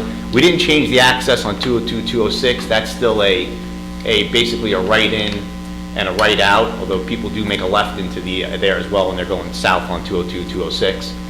We didn't change that access, but we reconfigured the parking lot, made it more efficient, and then of course enhanced the landscaping, and the buildings themselves were all redone at that time, except for the small building that's the subject of tonight's application there on the west side of the plan. That was not touched at the time. Back then, it was actually a barber shop, if I recall correctly. That's now no longer there. And the condition of that building is unfortunately to the point where it's actually almost unsafe to go in at this point. Structurally, it's not very good, and so it's at a point where we need to unfortunately take it down, and we want to replace it. That's the subject of tonight's application. Just some other notes. Of course, this is in the VN zone. Some of the surrounding uses that are on the property, the Hills development is to the east. What used to be Knox Avenue is now Paper Street, or it's now in the public zone that runs on the east side of the property. There's some senior housing to the north. And then, of course, you have the existing developments on the other side of Washington Valley Road, the gas station, the Chase Bank. And then just off the page is the Bed 1 application that just was recently approved last week by the board. So getting into the purpose of tonight's application is the existing building. If we go to the next exhibit, please, Chris. This is entitled Overall Site Rendering Plan. We'll call this A3 for the record, dated December 9th, 2021. And this is basically the site aerial of the existing improvements, and the focus of it is the existing building on the west side of the plan. We can zoom into it so we can see in a little bit more detail. This is an existing two-story wood frame building. It's approximately 2,550 square feet. This was originally constructed in 1800. Actually, so 221 years old at this point. And unfortunately, as I mentioned, it's in a state of basically structural disrepair at this point. And it was, again, last used as the barber shop, and it's been vacant for some time now. And the purpose of this application is to remove that building and construct in its place a new building that's going to be approximately 3,432 square feet. And that includes a 370 square foot porch on the front and side of the building. So if you're looking at the rendering on the left, the building proper is the darker brown, which represents approximately the 3,000 plus or minus square foot of the building on 2 stories, and then the porch, 370 square feet in the lighter brown, that's shown there. And you'll see it in the architectural renderings when the architect presents what the elevations of the building looks like. We have a sidewalk that we're proposing from the new building connecting to the existing sidewalk that wraps around the building now. That's out there. There's 6 parking spaces that are just to the east of the building in the existing parking lot. Those are going to remain. We may have to make some slight adjustments to the ADA parking space, but we'll do that to make sure it's in compliance with the ADA standards, because we do have to provide an ADA route from the parking space into the building. This new building will be ADA compliant for first floor access and things of that nature, because it is new construction. The location of the building is such that the existing building didn't comply with the front and side yard setbacks, as it's been there for 220 years. And when Route 202, 206 went in, this building has basically a front yard setback of approximately 1 foot. The existing building had a front yard setback of 1 foot on the southeast corner, and then on the northwest corner, it was 1.9 feet. We're looking to maintain that 1.9 foot setback to the porch on the northwest corner, and then on the southwest corner, we're actually going to have a setback of 1.3 feet. So we're enhancing it slightly from the 1 foot that was originally out there. But again, it is going to be a setback variance. I'll go through the variances at the end of the testimony. Same thing goes for the side yard setback to the adjacent property to the north. The building had an 8.6 foot side yard setback. We're holding that corner and maintaining that 8.6. It actually goes back to a setback of 9 feet at the back corner of the building, because the building's not exactly parallel to that lot line. So it's anywhere between 8.6 and 9 feet along that side yard building setback there on the north side of the building. In terms of lot coverage, originally this property had a lot coverage of 93.1% back in 2013 before we did the modifications to the site. We actually took it down to 86.3% when the application was approved back in 2013. And your ordinance only allows 40% in the VN zone. This is going to be a slight increase of 218 square feet up to 86.5%. lot coverage, still less than what it was originally, but I think we have to note that that's still a variance under the ordinance, even though that it's less than what it was back in 2013. We did remove that coverage. So even though it's a 218 square foot increase, it's still going to be a variance. And we didn't originally note that in the plans. We're going to point that out tonight when I go through the final listing of variances for the application. So but it still is only a 218 square foot increase over the size of the whole entire property. In terms of the uses for the building, there were some comments in the review letters as well from both the planner and the engineer about this. We call it out as an office use, and we treated the parking as such. So based on your 1 per 225 requirement, it would need 14 parking spaces. However, it can also be a retail use as well, which is also 1 per 225 under your ordinance. That doesn't change whether it's office or retail, and it is a 2-story building, so it could be split. But we also want to have a provision for being able to have a medical use in there, should it be desired. And if we use medical, your ordinance is actually 1 per 200 for medical. So the way we did the plans originally was the building required 14 spaces, which required a total number of parking spaces on site of 196. The site only has 184 spaces, and we're not proposing any more new parking spaces on the property. And the 184 spaces, based on the last 8 years of operation on the property, given that it's been leased out except for this building, there's been adequate parking on the property. There's nothing that, from the ownership's perspective, that we've heard of that there's been a parking issue on the property. Parking tends to move across the day, given when people come on site in the early mornings. They'll go to the Dunkin' Donuts. There'll be more people parked on the west side of the property typically. Then as the day goes on, people come for lunch to the deli and the pizza place. And then as the evening hours come in, Fresh Market tends to generate more traffic to the site on a weekly basis for cars in the evening hours. So parking will adjust, and people will park typically closer to the doors where they want to utilize those businesses. But there's never been a situation where all the parking on the property has been used up at any one time. We've never gotten to that level of parking on the site. So in terms of this building, if it were to be all medical use, we would need to have 199 parking spaces underneath your ordinance, not 196 spaces. So it's a 3 parking space delta if it's all medical. So the ask would be this evening, as part of the variance, is that we would ask for the 199 spaces if it were to be all medical, if the board were to grant the approval this evening. Another thing that I want to point out is there are 6 parking spaces to the east of the building, and we were talking in terms of operation, and we felt that we would agree to sign those spaces and dedicate them to this building, so that whatever use is in the building, whether it's medical, whether it's retail, whether it's office, we would assign those 6 spaces to that building, so that this way that they have someone who's using it has those spaces reserved for that building. And we put some signage out there to deal with that. There was a comment about a construction staging plan in Mr. Farrell's review letter. We would agree to provide that. However, given the fact that we don't have a contractor on board yet that would build the building, we ask that get deferred to for a pre-construction meeting, that we can provide it at that time once we know where to stage some of the materials for the building. We're probably gonna have to mark off a couple parking spaces to store framing material, construction material, things like that to build the new building. So we'll provide that prior to the pre-construction meeting, once we have a contractor on board to construct the building. Another item, it wasn't mentioned in the board engineer's review letter, but the mayor brought it up when he was talking about the planning letter about the EV charging stations and the requirements for those that just went into law over the summer. We would agree to comply with the ordinance requirements for this property and provide this charging station adjacent to this building there for that.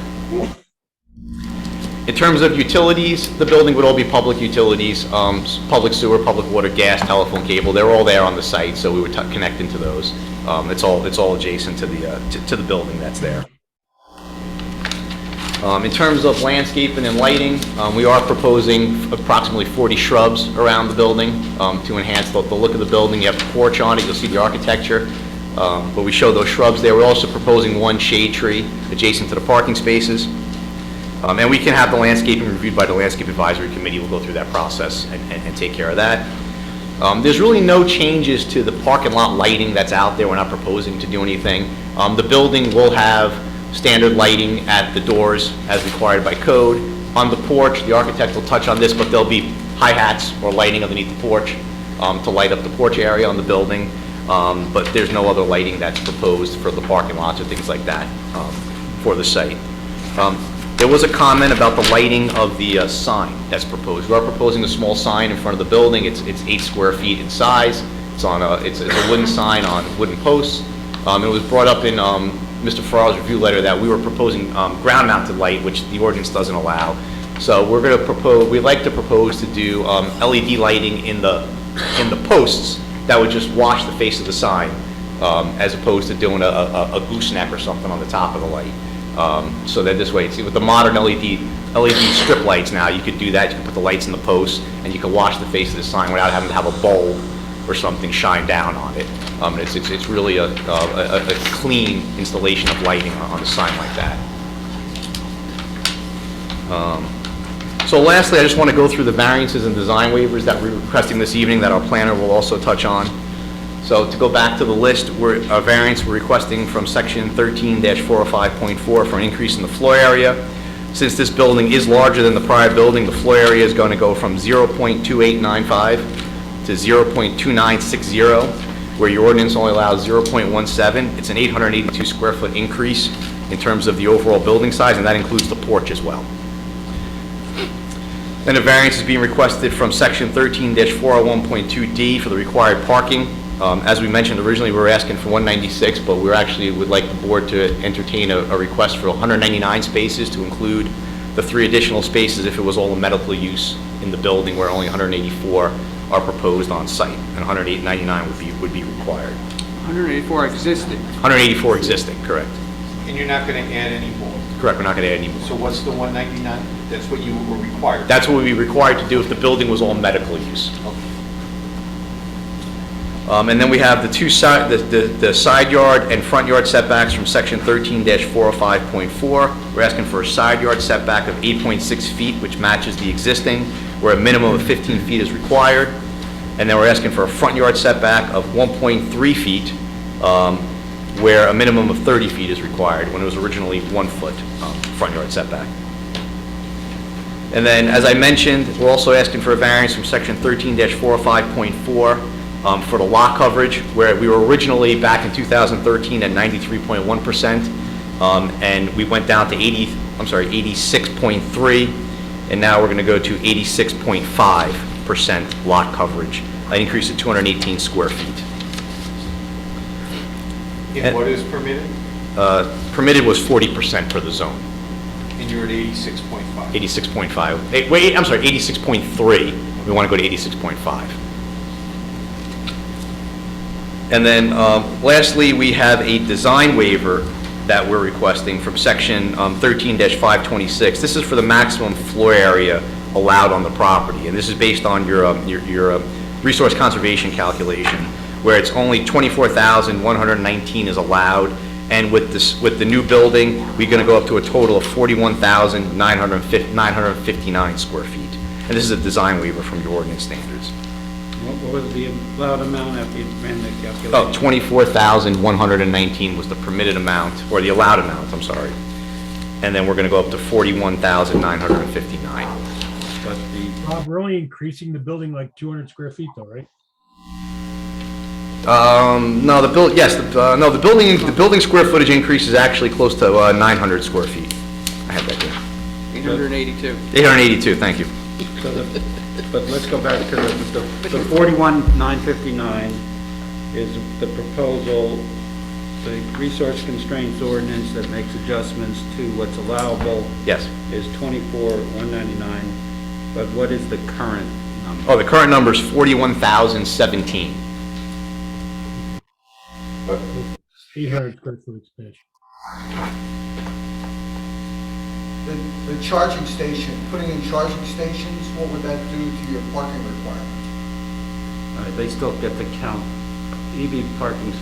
This is a state statute that mandated.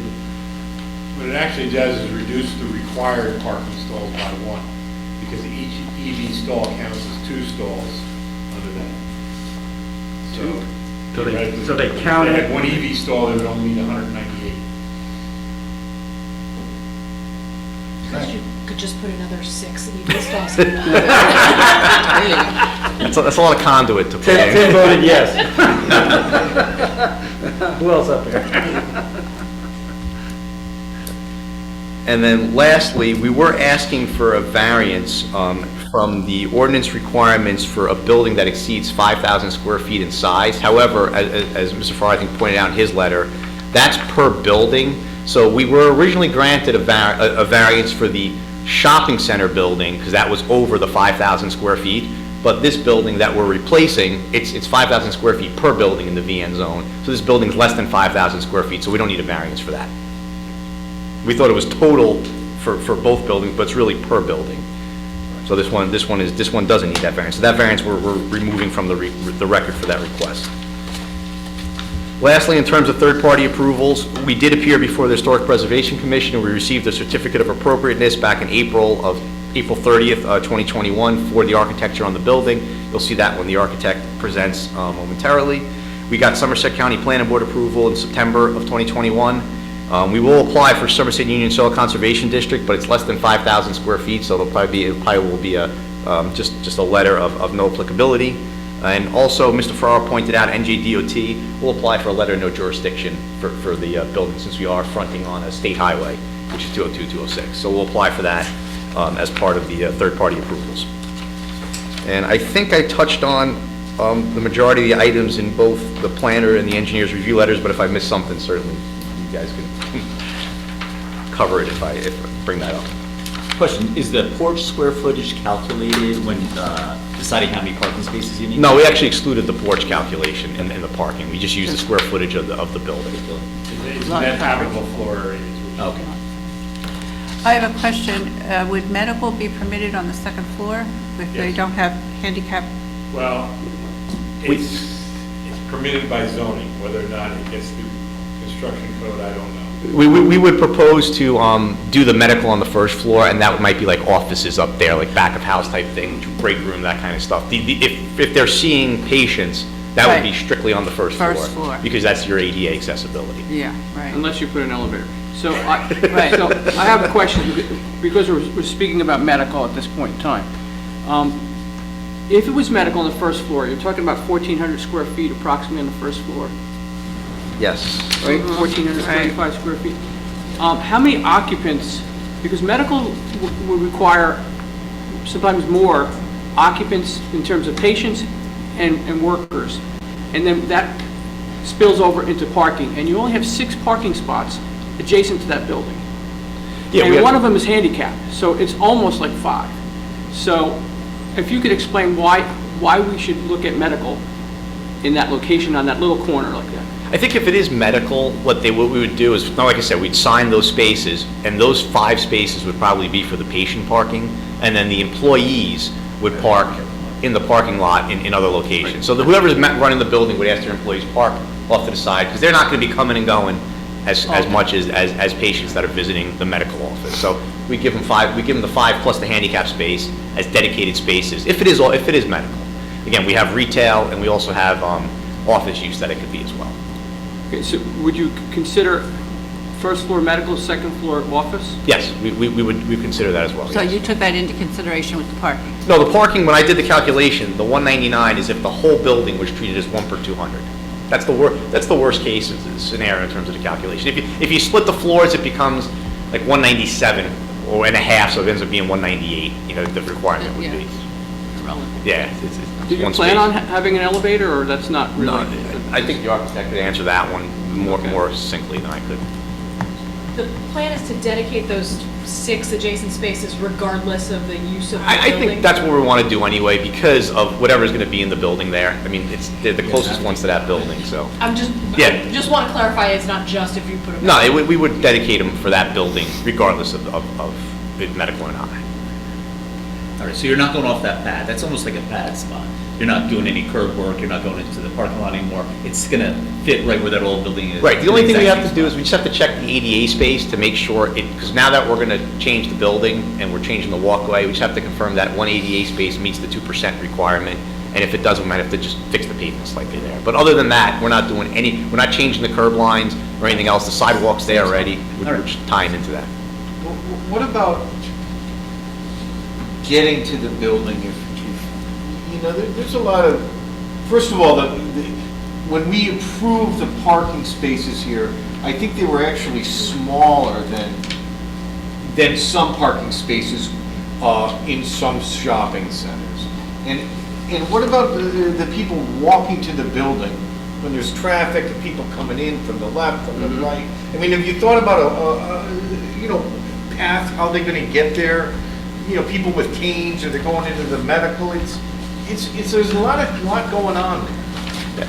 I mean, that's why I think if we dedicate the 6 spaces, if they're patients that are going to the medical, they can park there at any one time.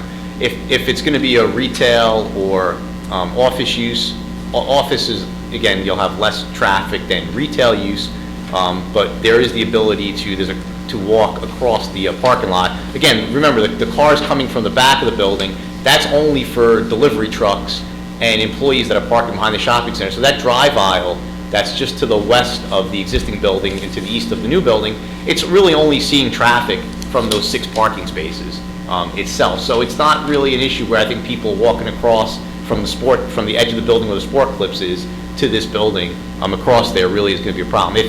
If we think we need to, we can probably stripe a crosswalk across there by the stop bar. I think to provide that. If you thought about that. Well, Yeah, that's really just thinking about it now. That would be the one thing we could do. Just to go on with George's point, if you park in the further south parking spots there, now you have to walk across the entrance and the exit to get to that building. Right, I don't think you're gonna, just let me interrupt for a second, you're not gonna walk along the sidewalk across that entrance because you can't get there from the parking stalls. It's about a 3 or 4 foot vertical drop from those stalls. Right, The sidewalk, you have to go across The parking. the aisles, The aisle. where you would not put a That's a concern. But that's the same as that they're parking there now and then walking up to the Dunkin' Donuts or to the Sport Clips at the corner of the building where it bumps out there, where the roof line is. There's a sidewalk there. There's some striping there. They're walking across there now in the parking lot. And you have stop bars at all those intersections and stop Well, wait, signs. they're not, because they're not walking to the building, they're walking to the hair place or the Right, Dunkin' they're Donuts. walking, I guess. So if they park in those, If they're parked in these spots here, Right. they're gonna walk across this way. Exactly. To the building. So if they park here, they're gonna walk, again, this way to that building. right, that's what I'm saying. Just more dangerous. And right in the traffic. My point, what I'm saying there is there's 3 stop bars there that are controlling the traffic flow from cars coming this way, cars coming this way, and then vehicles coming this way. So the only thing you have to watch out for is just again, a vehicle coming into the site, but there's good sight distance when you're pulling into the property. I disagree, you have to look out for a lot of cars, but there's a lot of action there, that's my only point. A lot of cars coming out, and there's not a lot of room to get 2 trucks by.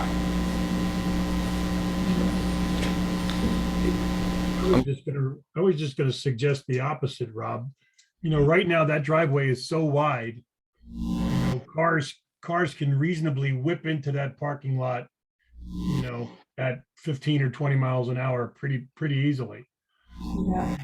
Would it allow for more parking if you choke that access a little bit so that it was just 2 cars in and 2 cars out wide? The access come from 202, 206? Yeah. I don't think we want to narrow that down. We still have to provide a truck, the ability for trucks to pull out of there back onto 202. And I don't think we get much of a benefit out of narrowing it, because we still need a truck. So that width is dictated by tractor trailer turning radiuses and shit and such? Yeah, because they're coming out of the back of the shopping center, and they want to make that left-hand turn, that right-hand turn to go 202, to go 202, 206 north. So that kind of dictates that movement through there. I think, maybe with some additional signage and some striping, we can, give some pedestrian route through there that might make it a little more, so cars realize that there are people that are going to be walking across there to that building. Granted, now they're parking in those 6 spaces and they're walking across the drive aisle to the building, because that building's not in use right now. But I think we can, I think we can look at that and just, do something there to enhance it a little bit. But the fact that they're already parking on those 6 spots, which are among the least desirable in the center, shows the issues with the parking as it now exists. Well, I think they want to park as close to Dunkin' Donuts as they can, or the Sport Clips that's there, when they're going to those uses. Or they could be employees parked there too, that work for those buildings, for those uses. Yeah, that's a good place for employee parking, because then they won't be going in and out all day, you know? Correct. Yeah. So I have another question. The footprint of this building compared to the footprint of the existing building, the proposed versus existing, you have the porches there. Does that increase the footprint of the building itself? Yeah, the original footprint, I got the numbers here, was, for the existing building was 1,347 square feet. That was the original footprint. There was a small porch of 50 square feet on that. So just say 1,400 square feet. The new building, the new footprint of the building proper is 1,435 square feet, and then the porch is another 370 square feet. So the porch is the big increase, and you'll see in the renderings, you know, how that looks with the architecture, and why it was done the way it was done with the porch. So it's about 1,700. 1,435, yeah, 1,700 square feet plus or minus. So I would just like to say that, and we'll see the architectural plan, it may be very desirable, but if the porch was a little smaller, or not there, and the building was a little smaller, we could put another parking space on that side. I mean, given the way the curb lines are, and where the dumpsters are located back there, I don't know if we'd really be able to get another space in the location that's there. If the building was made slightly smaller, I don't think that would really change the parking. Just wanted. Oh, and I think there was a comment in Mr. Banish's letter about the trash refuse. We're going to use the existing dumpsters that are back there now for trash for the building. They're just to the northeast of that structure. And again, Fresh Market has its own compactor that it uses anyway for trash, so those are for the tenants in the buildings now. So I think that covers my direct testimony. Rob, are you going to talk about signage, or is the architect? We actually, the sign that we had the detail on our detail sheet. It was a wooden sign. It was 8 square feet in size, and that was what I was talking about, doing the lighting and the columns on the sign, as opposed to the gooseneck style lighting. It's on sheet 9 of 9. It says freestanding sign detail. It's in the middle of the page. So, oh yeah. So when you say LED light to wash the I guess wooden sign? The wooden sign face, yes. Will the person looking at the sign see any of the light fixtures themselves on these LEDs? Or No, they actually go in the wooden column. So, you know, you have the wooden support, which is 4x4, 6x6, and then the sign board's a little smaller than that. They actually go in the side of the wooden column, and they just shine onto the sign face. You don't actually, if you're looking at it, unless you're looking at it from the side, you wouldn't see the source. So the whole idea, you would almost call it backlit, but there won't be any raised letters either. Correct. It's not a halo lighting type of design. And there's none proposed on the bottom rail, right? Correct. None on the bottom rail. Side rail. Right. And nothing, and no signage on the building either, by the way. We weren't. It's just the one freestanding sign for the front. Rob, can you tell us about this picture? I think can we let the architect talk about the building? Okay. Yep. All right, anything more from the board? Public, is there anyone from the public? Robin, you want to look? Anybody? Questions or comments from the public? Nobody? Yeah.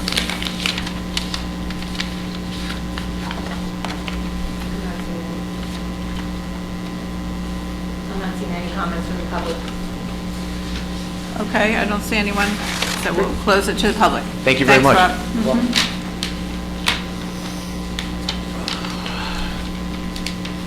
Madam Chairman, could I request a bathroom break? Certainly, that will take 5. Sir, please raise your right hand. Do you swear or affirm to tell the truth, the whole truth, and nothing but the truth to help you God? I do. And please state your name and address and spell your message. Campanella, Campannella, Rocco, ROCCO. Business address is 1130 Route 202 South, Suite B5 in Raritan, New Jersey. Thank you, Mr. Campanella. Have you testified before this board? Yes, I have. Actually, we designed the renovation for the retail center back in 13. And the board recognizes and accepts your qualifications as a registered architect. But if you want to add anything more, you may. Go ahead. Thank you. Okay. Good evening. We were commissioned to bring back the corner building, which is unsafe at the moment, and we've been talking about this for a number of years, and it's really exciting to finally be here with a building that really is going to complement, create the gateway that is to the shopping center. And we've been, as we were looking for inspiration, we found historical photos of the Kenilworth Inn, which was on this site back in 1899, and we found that was a great inspiration for this building, and we thought it would be a wonderful way to tie in the downtown as well as connect it to the retail center. And as you'll see on the architectural plans that we're proposing, is that it's a two-story building with the porch. It's important that we recognize that the porch is an important element. We feel that to give that village look and the downtown look, and as again, we're trying to tie it to the 202, 206 architecture, as well as make that connection and gateway into the shopping center.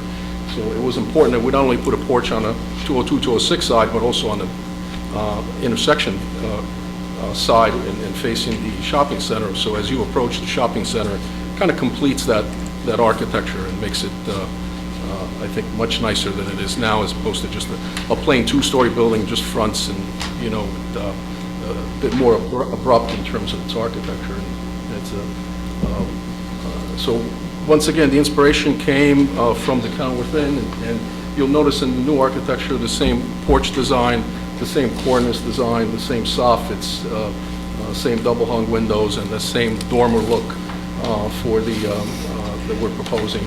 So that'll be A4 is the Buckerman Inn. Yeah, so we only have one drawing. It's drawing A1P, and both of the floor plans and elevations are on that same drawing. We also provided a rendering, which you see on the right of the screen, which is a color rendering. And that'll be A5. We have them, I think, as a package. Okay. Thanks. Tom, what are we labeling this one? That's not, that's a separate, that's just part of the plan set, I believe. That's the plan set, yes. That's the architecture plan. That's the plan set. Materials and coloration are going to complement the downtown and the retail center. We're still talking the same materials, composite roofing with cementitious composite siding, thin stone veneer, and the architecture of the porch, the pediment, the cornice design, and the soffits are, you know, inspired from the Kenilworth Inn. We think it's a nice complement to the downtown, and it's going to tie in very well. And I think it's going to serve that corner. The size of the building, when we're talking about this size building, it's rather, we're talking about 1,435 square feet on the ground floor. When you really consider common area spaces, a couple of handicap bathrooms, IT closets, janitor's closet, you know, it's going to get reduced a few hundred square feet on each floor just by bringing those amenities into the building. So the actual usable square footage is going to go down. And of course, in a small building, that's even more of an impact. So the porch itself, again, we thought it was an important element, and at the expense of getting it done right, we wanted to include that into the design. And it's really a decorative piece that I think it's not very common on you know, on the downtown, and I think it's going to really complement and bring back the vision of the old Kenilworth Inn, which was on site 122 years ago. Just out of curiosity, where was the Pluckman Inn, I mean, Kenilworth Inn, relative to this building? I believe, and this is just my understanding, is that it was not exactly on this spot, but it was on that site where the shopping center was. It was up where the A&E was part of it. It was more on the same property, so. And then this building was there at the same time, right? Because this building, the existing building was the same vintage or even older, 1899, yeah.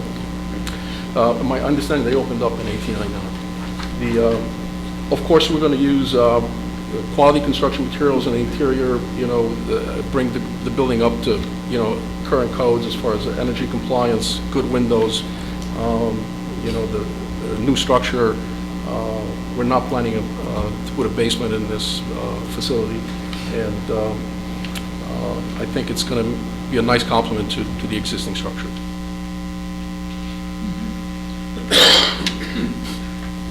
Entrance, exit's just gonna be in the front? Does there have to be another exit out the back, or is it just gonna be the front? I'm sorry? Entrance, exit is right in the front there? Yeah, so we have, right now, the main entrance is out front.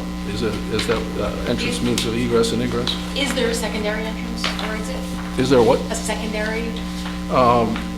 Right now, we have there's a stair that comes down from the second floor that goes directly out.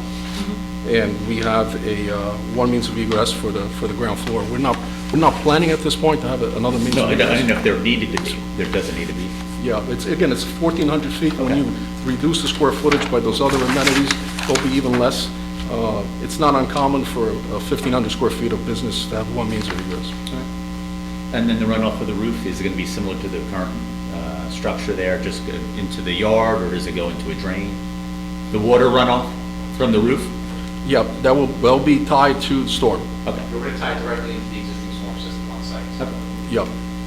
It'll be done traditional way, but connected to storm. The third floor windows? Yes. Is that just unfinished attic space? Is that lofted to the second floor? No, it's attic. It won't be used. It's very similar to the accent dormers that we put on the retail center. They're just decorative, and it's what you really see as a third floor. It's really the attic. It's So not it really will be attic. Do we have a? It doesn't look like it would have the floor space to count as another floor. Yes, it's not habitable. A question regarding the egress. Along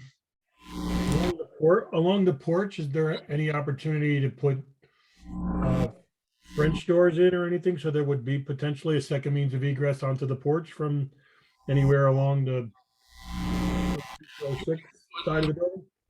Yeah, you could add doors where windows are shown, if it's so desirable, but I have a feeling that, again, because of the small nature of the footprint, that most tenants are going to use that for perimeter office, and unlikely going to have, another means of egress and ingress from there. Is there a basement in this building? No. So I have a question. The second floor is going to be a staircase because there's no elevator, and that empties right out to that main entrance. It has its own entrance and exit. Yeah. So between the second floor and the first floor, there's only one means of egress. Paul, can you weigh in on that? Do you have anything to say about that? Well, that would be under the construction code, and I have to defer to Mr. Kevin as an architect as to how many. So they'll take a second look at that. Based on the size, I would be surprised if you needed more than one. Any other questions? I have another question. Yes, go ahead. Questions for Frank. Frank, that 200-year-old building, does it have any relevance or significance historically?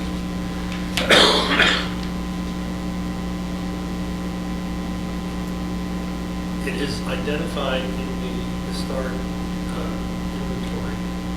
It requires a report from the Historic Preservation Commission with regard to its removal.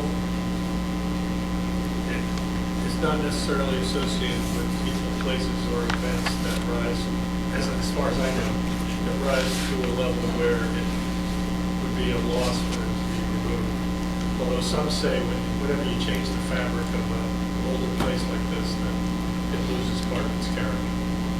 So my follow-up question to that is that little by little, piece by piece, we are removing some of our historical structures in that whole Pluckerman area.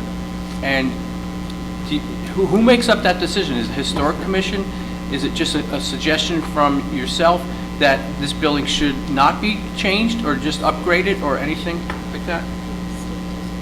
If the master plan guidance would suggest to you that if there's a way to save a building like this, that you would do that. You've heard representations that it's not salvageable. I don't have any personal knowledge to that effect, so I can't comment on that. I'd be curious to see what the Historic Preservation Commission says, both about removing that building and about replacing it with this building. The building was presented to the Historic Commission. Do you have a report from them? And they, yes, and they approved it.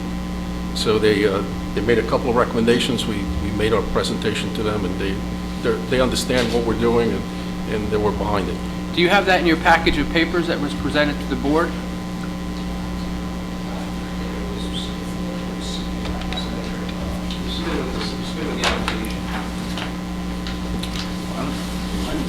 I didn't see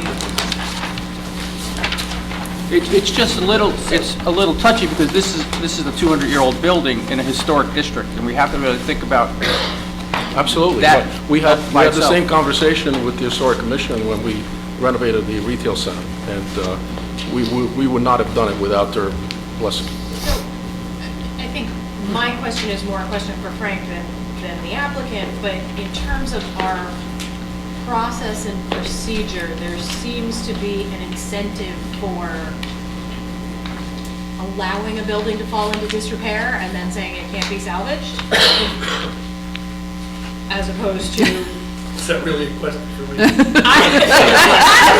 It's a legal thing. Paul, would you like to weigh in? I mean, it's the...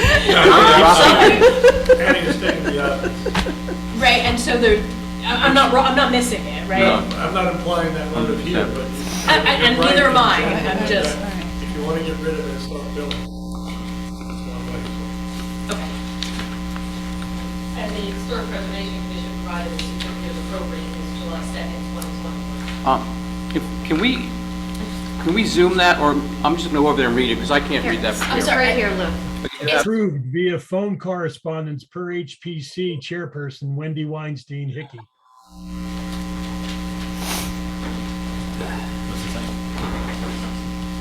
That's what it says. Want to read it, Lou? You just read it, Lou. Could you just read? Oh, you want me to read it? Okay, Yeah. I'm sorry. Proposed change, replace two-story wood frame commercial and retail building. Comments, approved via phone correspondence per the Historic Commission, Chairperson Wendy Weinstein Hickey.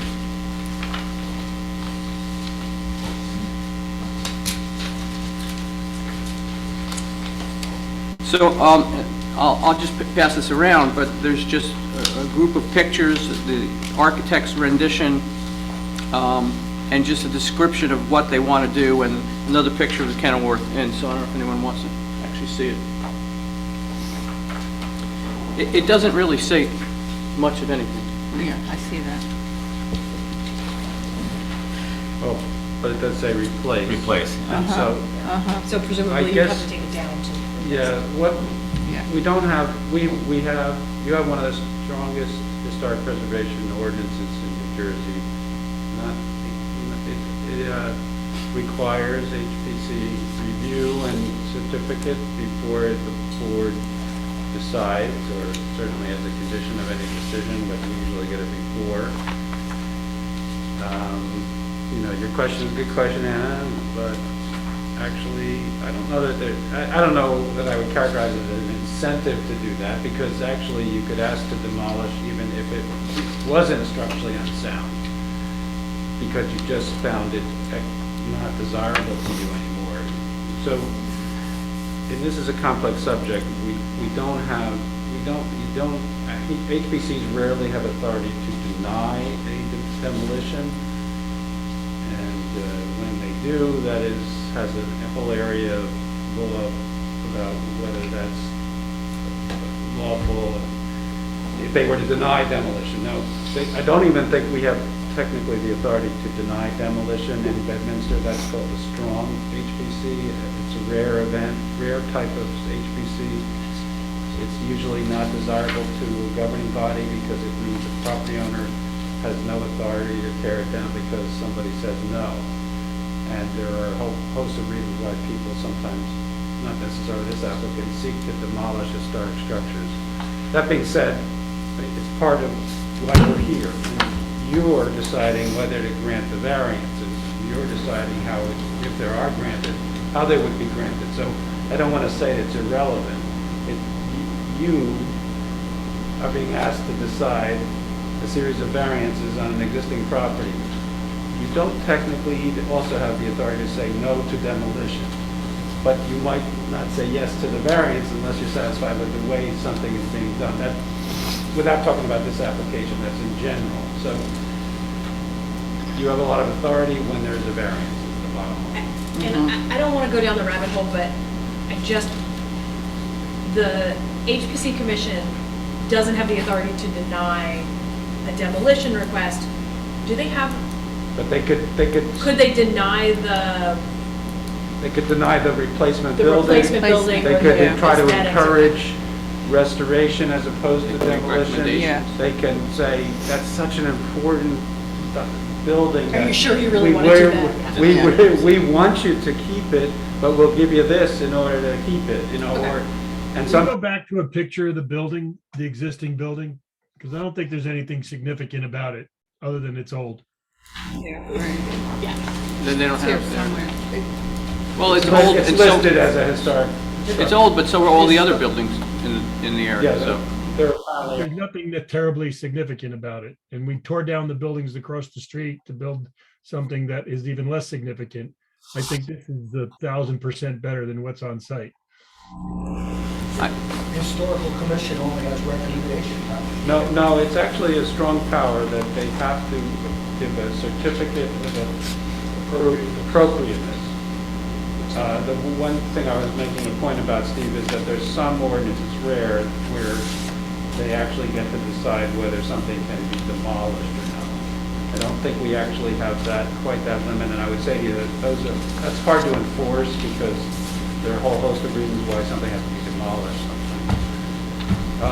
The better way to look at it is they get to say, they're really there to call on how do you change or renovate this structure and still are appropriate in the historic district. So here the request is to demolish and build a new structure, but with some effort to pay some homage to the past. But you decide whether to grant the variance. Not exactly whether to grant demolition permits. That's, they could just go to the demolition office and try to get them, the construction official and get a demolition permit and tell the historic preservation that that's what they're going to do. But they are also asking to put a new building up, and therefore there's some degree of coordination with the Historic Preservation Commission, with you, by them, by their architect, and frankly, they're doing a pretty good job of trying to tie it into some framework here, fabric here. I have another question for Frank. Frank, in terms of the historic district designation, is there a point of diminishing returns? Is there a tipping point at which point there's so few buildings left that are actually historic that we lose historic designation? Is that a thing? This is a National Register Historic District. That was, I won't go into all the history.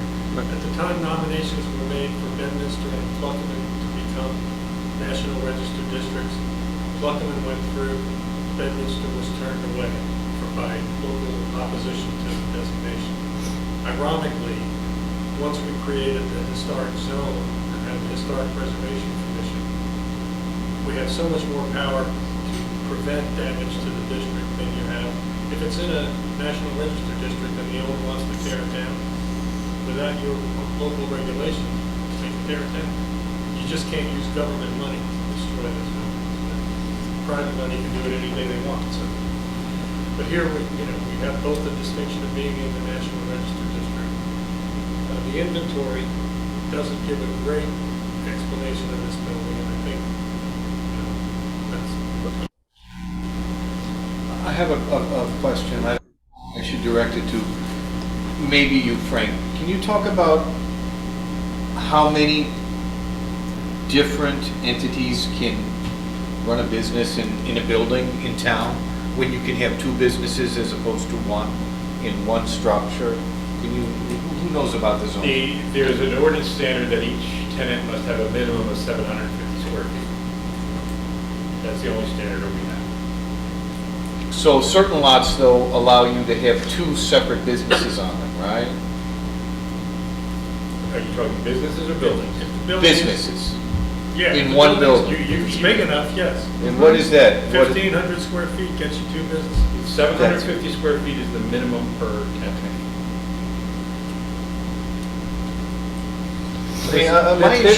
This is also a shopping center, and the shopping centers have a little bit different. I'm aware of it. But I don't know, it seems like you're trying to cram too much onto this lot, from my perspective. I mean, if you were telling me, gosh, we're going to make it another barber shop, not, 1,500 square feet, maybe a couple operators, maybe three or four people coming in and out. But now you're going to have potentially a medical office with I don't know how many employees there all day. You're going to have another business with more employees there all day. You're taking up parking. It's a nice looking building. I don't know. It just seems like putting too much for me. Madam Chair, I have a couple of questions.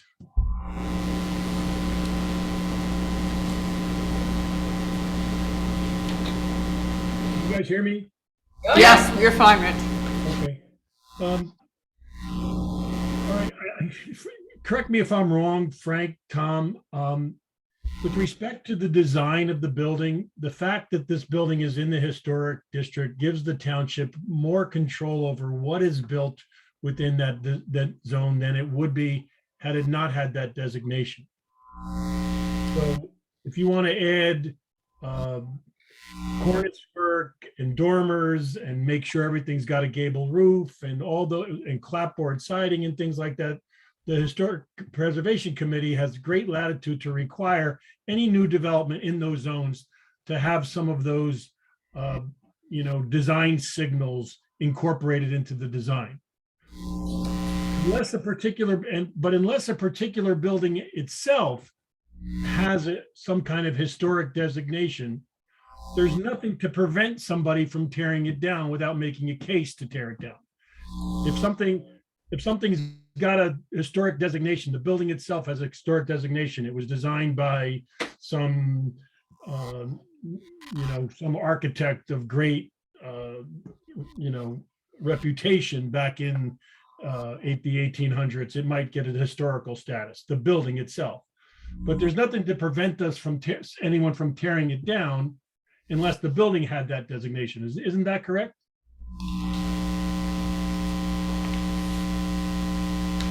Frank? Sorry, I was reading from the National Register nomination form about the district, so I missed your question. Rich, could you just repeat that for Frank? Say it one more time. So I'm trying to say the fact that the district has a designation gives us latitude to decide how new construction is completed in the zone. Yes. We can make sure it has gable roofs. We can make sure it has clapboard siding. We make sure that the shingles or the shutters are operable. We can make all those requirements of any new development in those districts. A building itself can't be, you cannot restrict the building from being torn down unless the building has that particular designation attached to the building. It was designed by Frank Lloyd Wright. It was designed by some, great architect. It was built in a particular era that we can't talk about anymore. Antebellum is not the right word to use, but if it was a great example of a particular type of architecture, the building might have a designation. But there's nothing to keep us from, and again, I think we're kind of out of our lane here a little bit because the historic Preservation Commission has already decided on this. Aren't we here to be talking about whether the encroachment with respect to the variances that they're looking for are inappropriate because the use is going to become more intense or less intense, or the bulk standard is being exceeded? I don't think we're in our lane when we start talking about whether it's, as much as I like the building, whether it's good design or not. And that's a question for you, Tom.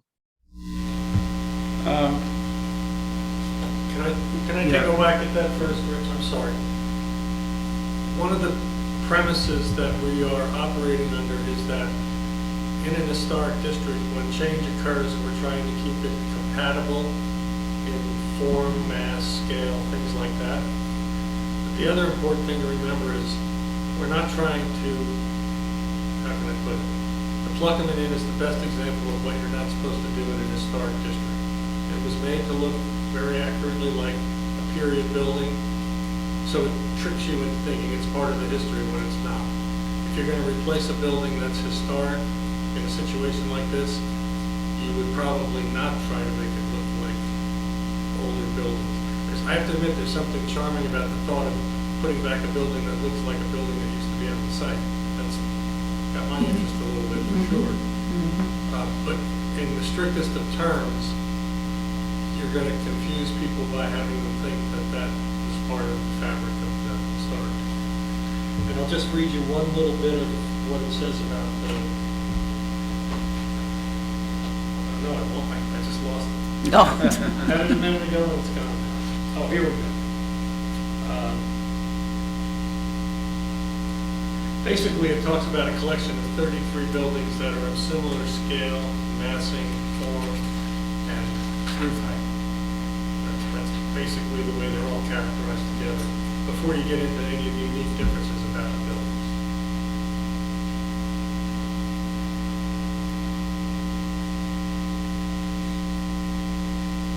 It's important too to recognize that the Historic Preservation Commission recommendation to you, you still evaluate whether you agree with what they conclude.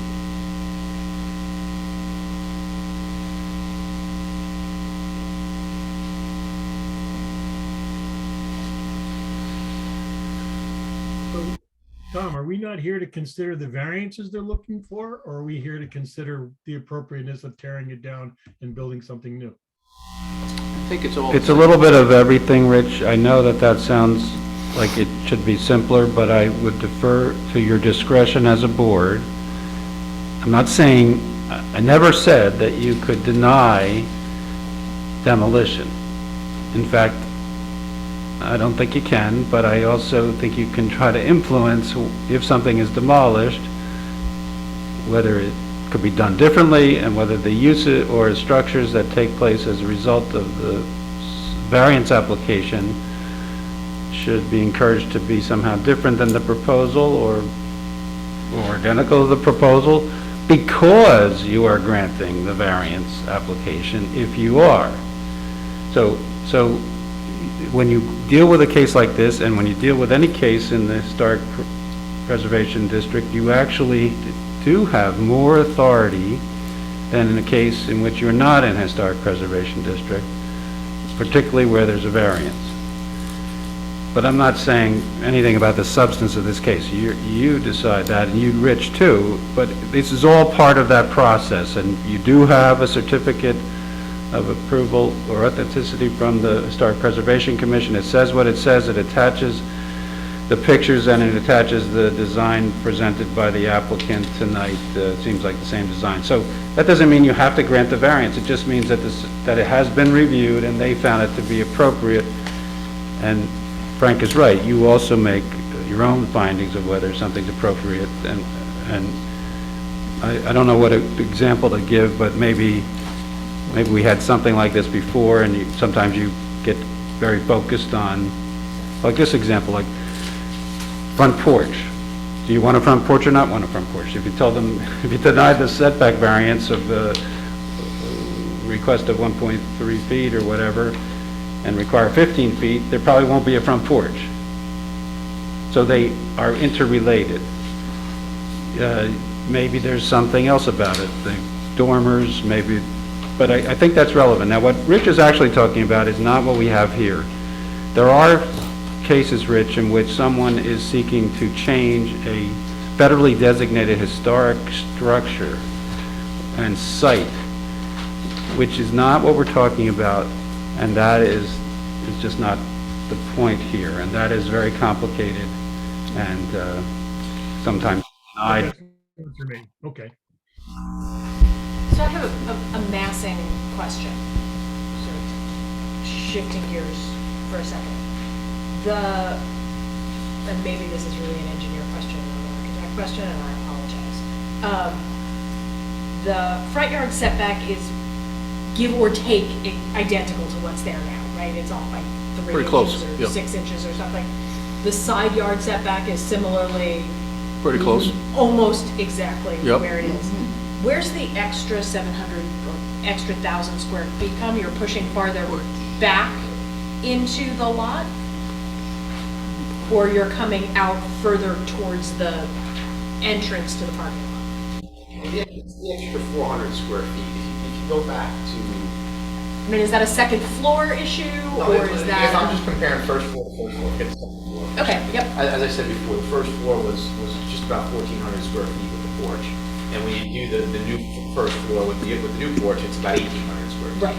So the bump out really is occurring more towards the back of the building, here and over here, just in this general area back here where that's occurring, because the building's pushing back a little bit further into the site to make up that difference.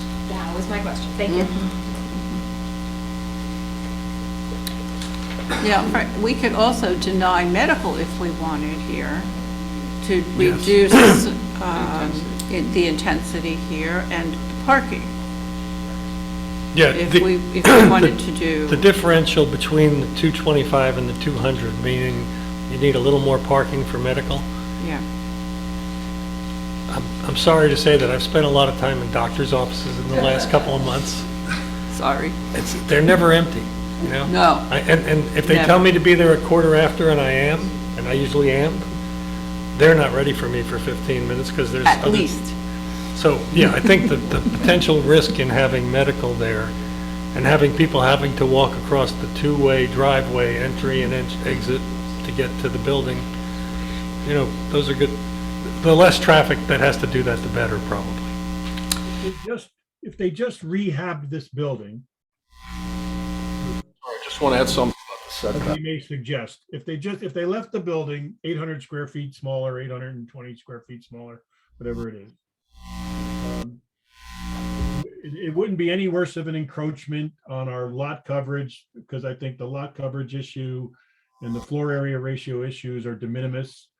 I think ultimately we're just talking about parking and the size of the building itself. If they just renovated the existing structure, you'd be talking about 4 less parking spots. Is that correct, Rob? It's about right. 2,500 versus 380. Take the medical use at 200 per, it's 800 square feet, 4 spots, right? If that's including the porch, if we kept it to the one for 225, it's a 3 to 4 parking space swing. If you go from, if you keep it to the. So, and again, our code requires 184. They would be at 195 anyway, 196 anyway. They can do this, and they could have done that all without coming here, correct? No. It would still be. There's too many variances. It's an undersized lot. I mean, it's over intensified already for parking and for. Well, again, I'm saying that it did nothing to the building. Right? The lot coverage is existing. The floor area ratio is existing. The only thing they'd be looking for here, and it would be they weren't making it any worse, parking in excess of the 184. If they were making it medical, they're already in a non-conforming parking count numbers, and there's no permission for medical in the prior site plan approval. I'm not saying your point isn't well taken, but technically converting some space to medical might trigger a parking requirement, which might trigger a site plan, which So let me be clear. I think I would be comfortable with Carol's restriction or suggestion that we limit it or restrict a medical use because of the additional intensification of the uses. Parking is already bad. Medical would make it that much worse. And I could be convinced to maybe make this building a little bit smaller. But I don't think any of those changes, have an impact on what we're trying to accomplish in terms of, reduce the use and reduce the intensity a little bit, but the footprint isn't that much bigger. This building would look a heck of a lot better than what's there, but again, I don't want to really make a judgment about the architecture other than it's pleasing. So I'm not sure what we're struggling with other than trying to limit the intensity of the use as much as we can. To that end, let's restrict the medical and see what else we have to modify with respect to the footprint, the layout. Again, I think if it's less than 3,000 square feet, any particular floor, you don't need a second means of egress, but I'm not the code official. Anybody else? I think I have two points. The first is I sort of agree with Rich and even with George in terms of we have already a lot that's over intensified, and if we could protect that a little bit more by restricting the medical, I would feel comfortable, because I do think the building itself is beautiful. So that's not the issue. And then the last point, I want to just throw it right back at Frank and see if he has anything else to add to the discussion about the historic district.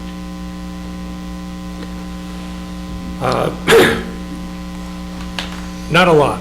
If you were to read through the nomination form, you'd find that there are salient features about the district that talk about the fact that the genesis of it was south of the church.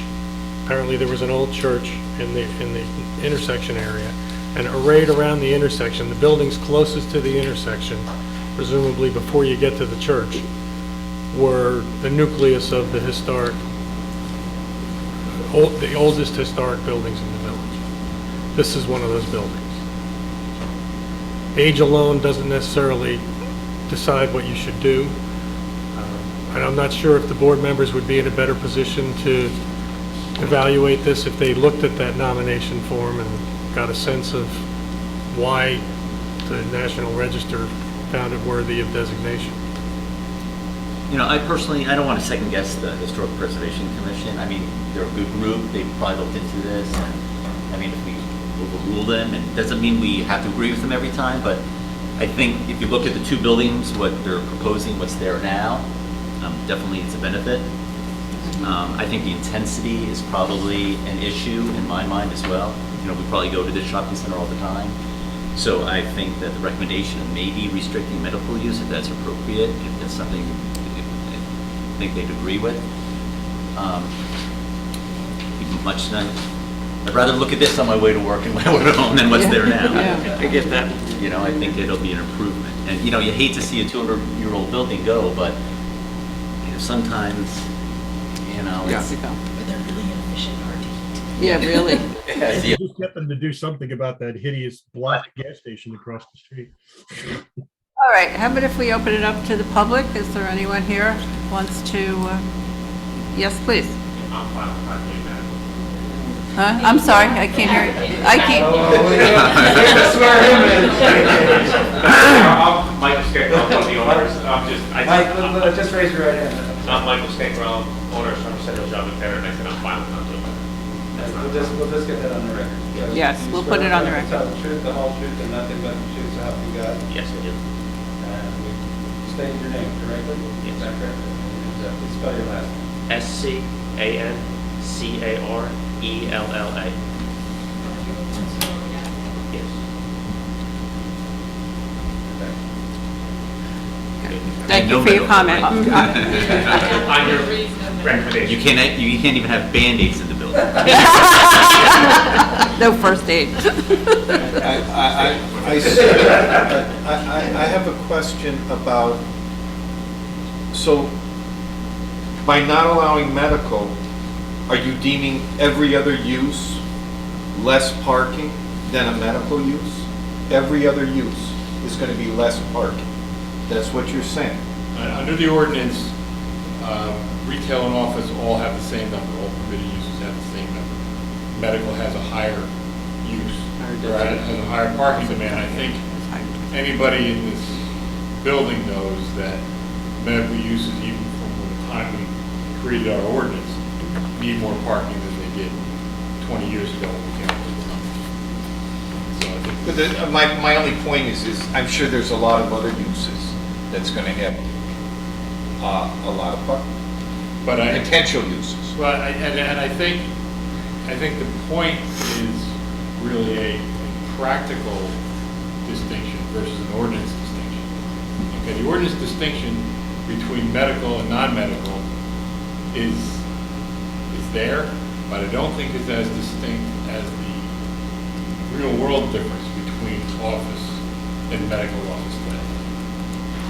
Our ordinance has not really caught up with that, but I think the real difference between medical office operating today and any other office or retail operating today is that the medical is much busier, requires much more parking. So even though the difference is only 3 parking spaces under the ordinance, it's probably 8 or 10 parking spaces in the real world. My point is too, there's other uses that we're going to permit.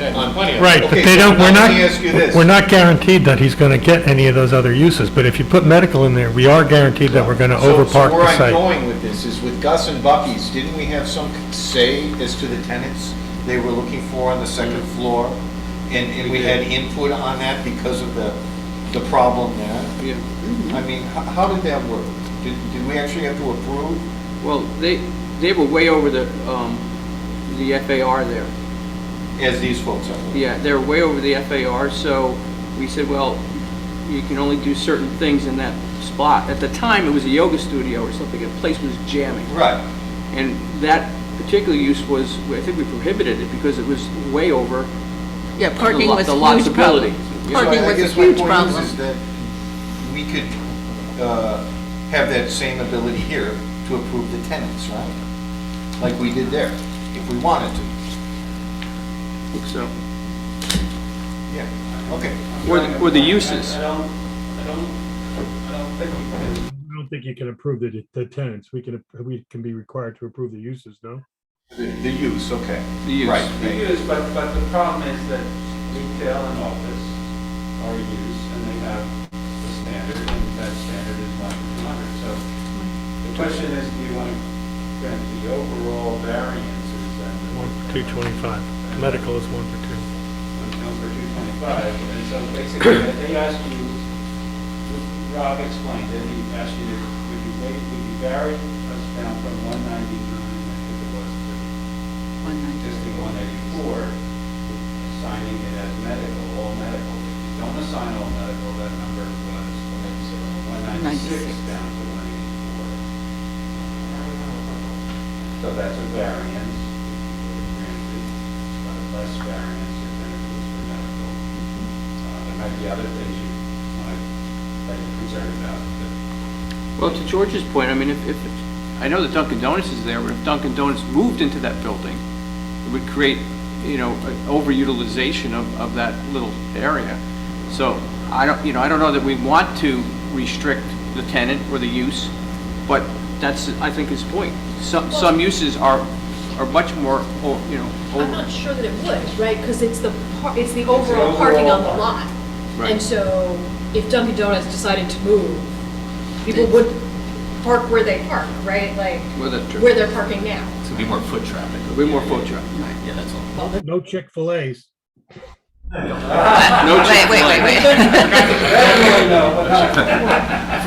Wait, we had it open to the public, so let's close it to the public, because I don't think there was anybody that wanted to do that. So if you want to have further discussion with the board, yes, go ahead. Mr. Michelle says he neglected one thing he wanted to Yes, tell you in his go ahead, presentation. I forgot to mention that while we got talked about the medical use so much that we did actually talk beforehand that we would not propose any food establishments in here.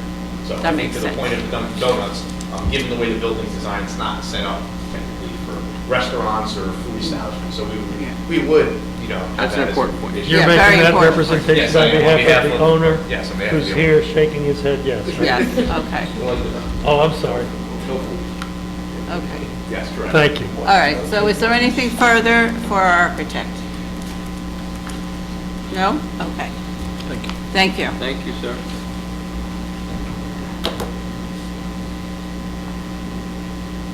We're going to bring up our planner. Okay. Where am I looking? Do you swear affirm to tell the truth, the whole truth, and nothing but the truth, so help you God? I do. Please state your name and address and spell your last name. Matthew Flynn, F-L-Y-N-N. Matthew, have you testified before this board in the past? I have not testified before this board. Why don't you, well, with your attorney, why don't you give us your qualifications? Sure. So I graduated the Rutgers Blaustein School of Planning and Public Policy with my master's degree in planning. I have my professional planner's license in the state of New Jersey and my national certification for planners, which is the AICP certification, both of which are current and in good standing.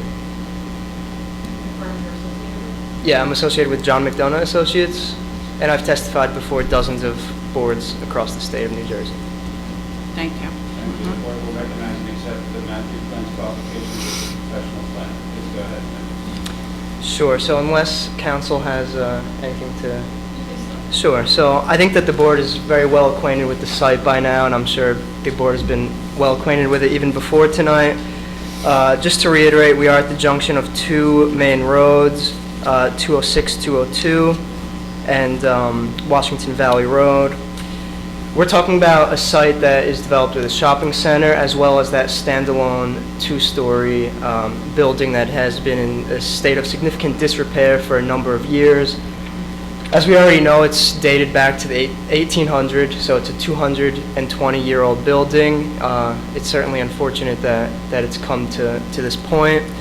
But I think that from a planning standpoint, it is actually a good thing to bring in something that's reminiscent of the past, simply because there's people in the public that might not have access or might not know about some of the historical photographs that we presented to the board, and I think that having a building here that resembles a site like that will kind of jog people's memories or kind of get them thinking of what used to be here. So I think that there are certain benefits associated with, even though it's not technically a historic building, I think there's benefits associated with having a building that's reminiscent of the past. In terms of the zoning, we are in the VN, Village Neighborhood District, and I think it's important to note that the property directly to the left of this building, because we are right by that property line, is also in the VN district. Are you talking to the north of the building? Up 202, 206? If you're looking from 206 to the left, that would be like northwest. Okay, So the north side. yes, Thank you. I'll say, yeah. Right, so that property is also in the VN district, and I also think it's important to note that that property is also an office that has about 8 or so tenants in it. I know that the board had some concern about having an overabundance of tenants. Just to point out that there's about 8 or so tenants in that building as well. If we look across the street, all of those properties immediately across the street are also in the Village Neighborhood District. And the only reason I think that it's important to note that is just that we are intensifying the building slightly. However, the fact that we're surrounded by the same zone district that we're in certainly takes some of the pressure off. If there was other zones around us, I think that there would be extra concern due in intensifying the building. But the fact that we have that built-in compatibility just based on the zone districts as they're currently laid out is certainly a good thing and takes some of the pressure off there in terms of compatibility. As I've said, this building has become problematic from a functional standpoint. It's become hazardous, impossible to salvage, unfortunately. So the building that we're presenting, again, it's reminiscent of historic, of a building that was there in the 1800s, the late 1800s. We are requesting some C relief as well as some D relief. The D relief is for FAR, floor area ratio. We're requesting 29.6% floor area ratio, whereas 17% is what's permitted. This is only a slight uptick over what was approved in 2013, which was 28.95%. So essentially, we're going from 28.95% to 29.6%, which is only an increase of about 0.6%. And just to put that into a different perspective, that is really just an 882 square foot increase, some of which is that porch. So some of that is really just for that aesthetic quality, that I'll say historic quality. Not all of it is functional space, which is what our architect already testified to. I'm sorry to interrupt you, but do you know how much of that floor area is the porch? Anybody measure that? Yes, I do. So the porch is 370 exact, yeah. So out of 80, Paul, we do count porches like that in the floor area ratio? Not anymore. They used to be counted in the floor area ratio, but now that the ordinance has changed to the heated space, it changed the definition of gross floor area, so we're not counting the MAR. Okay, so we did count it. So you're maybe less than 0.6 increase, maybe rather. Absolutely. We're definitely less, and we'll get that revised number momentarily. So just in terms of that it's what's known as D4 relief under the municipal land use law for the floor area ratio. Either way, whether it's 0.6 or some other number, I think we're still going to request the relief just to be safe. So the legal basis for that floor area ratio relief comes from the Randolph Town Center case, which basically establishes the test of can the site accommodate the additional intensity. And I think that someone on the board mentioned that it is an undersized property. Actually, the zone requires 0.5 acres, and this property as a whole is just over 3 acres. So it's actually a substantially oversized property. Of course, if we're just looking at where the building in question is, obviously we're looking at much less than 3 acres, but this building is actually associated with a much larger property.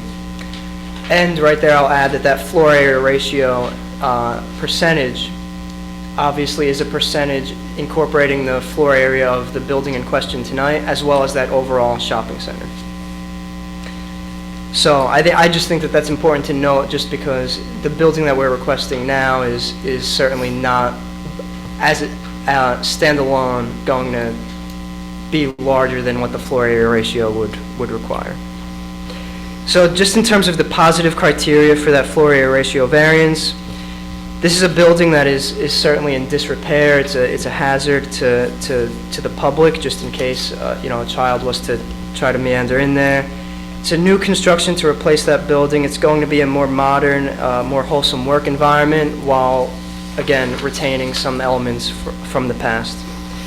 It will promote a positive aesthetic, attractive building and curb appeal. Overall, adding quality, value, and viability to a commercial asset in the community, adding economic development, job creation for a stable, rateable base. All of the above promote the fundamental purposes of the municipal land use law, including Purpose A, Purpose G, Purpose I, and Purpose M. Those are the project benefits in terms of that floor area ratio variance. In terms of the potential impacts of same, based on all the testimony on record, based on the testimony of our engineer and an architect, I think that there's adequate testimony that it will function safe and efficiently. We're not changing much to the building footprint itself. In fact, to the building footprint, so that box on the ground, it's only an increase of about 400 square feet, and that would be less if we exclude the porch. So not much of an intensification from that perspective. Our engineer testified that the site will flow and function safely and efficiently. Our architect testified that it will meet all building codes. We're updating a building that is over 200 years old, so that's certainly a plus here. The increase in parking Updating it or you're demand. knocking it down? Sorry? You said you're updating the building. You're knocking it down, right? We're knocking it down, Okay, but we're... just so I'm clear. Sorry, I might have misspoke. The increase in parking demand as a result of this application will not be substantial.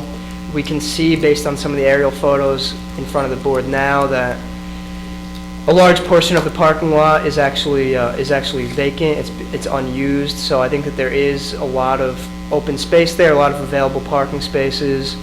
And of course, since we're going to be dedicating 5 parking spaces right in front of our building, that certainly adds to the viability of the parking situation.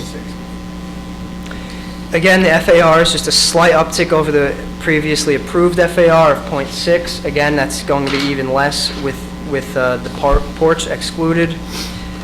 And again, it's a very substantially oversized lot. It's been developed in a very similar fashion for a number of years. So I don't think that from a public standpoint, in the public eye, it's not going to seem too far from the norm, and it will certainly appear as an upgrade, as it should. So that's the D relief. In terms of C relief, we are requesting relief for front yard setback. We are requesting 1.3 feet as opposed to 30 feet. Importantly, the existing building is at 1 foot, so we're increasing that very slightly, but we are increasing it, bringing it slightly more into conformance. Not that it will have much of a visual impact, but I think the point is it's going to be right where it has always been for the most part. In terms of, we also do need a side yard setback, 8.6 feet as opposed to 15 feet. Again, we're already at that 8.6 feet. We're just bringing more of the building to that 8.6 foot line. We're not actually extending beyond it. We're just bringing more of the building up there. So I think that it will maintain consistency in that regard. And then, of course, the parking supply, we're proposing 184 spaces, the same as existing, whereas 196 would be required. The increased floor area of 800 square feet would only result in 3 additional spaces. And as we saw in our aerial photographs, there's adequate space already, and we are dedicating spaces in front of the building. So I don't think that additional 4 spaces will cause a detriment on the site.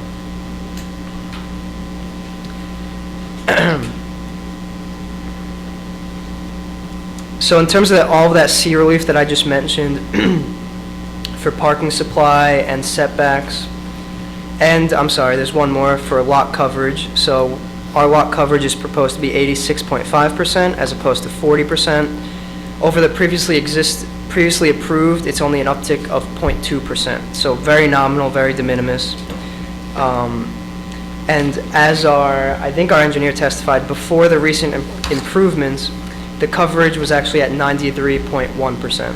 So we're still below what this site was about 10 years ago.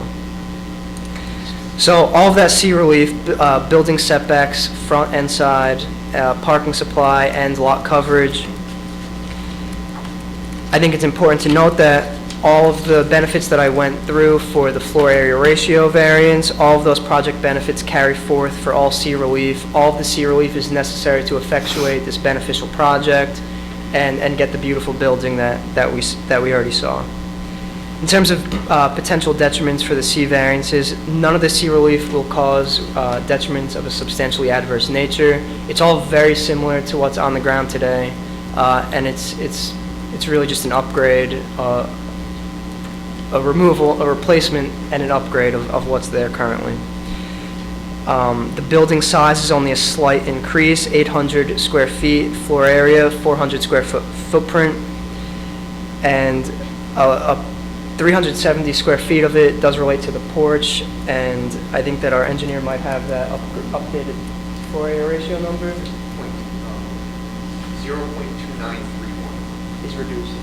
No, that's the new floor area ratio. So it's at 0.2895. If we take out the porch, it goes to 0.2931. So it's a reduction of 0.0036, or 0.3% that you mentioned. Okay. So it's a 0.3% increase instead of the previous discussion of 0.6%. The increase would be on the other way. 0.0036. Okay, and then, so the overall floor area ratio that you need, now that you're not counting the front porch, is 0.02931. 0.2931.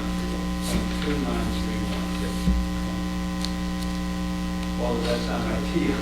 Yeah, I mean, it sounds, you get lost in the decimal points. Because half the time you talk about it as percentage, you know, but you shouldn't because it's a ratio. The last thing that I'll add is just the one design waiver that we're looking for, which is, again, a floor area design waiver for 41,959 square feet as opposed to 24,119 square feet. The basis for approval of a design waiver is just that, is it reasonable? It's a little bit less of a standard than traditional C or bulk variance. And I think in this case, we already talked about floor area in terms of the floor area ratio, which was the D variance. So I think that design waiver is really just an add-on, so to speak. It has really no bearing on the rest of the application. Wasn't that waiver rescinded because it's a separate building? No, that's the maximum building size. This is the calculation under the resource constraints ordinance. I have a couple of practical questions. Each office has to be a minimum of 750 square feet. The minimum tenant size. Minimum tenant size. And what is the porch supposed to be used for?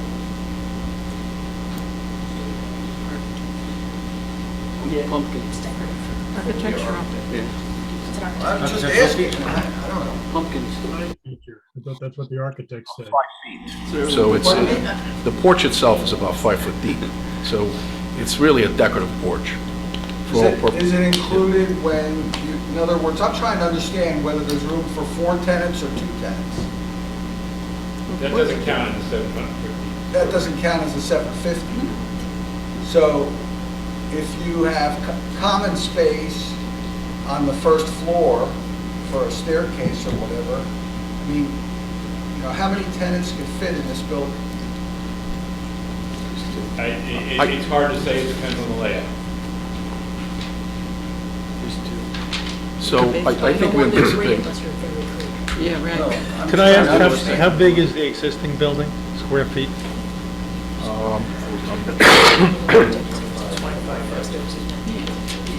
2550? So an 800-foot addition is, what, 33% more or less? With the porch, we're bringing it to 3,432 square feet. Yeah, but the porch doesn't count for tenant computation. I understand. So we need to subtract the 370 square feet for the porch from 3432, is that? Yes.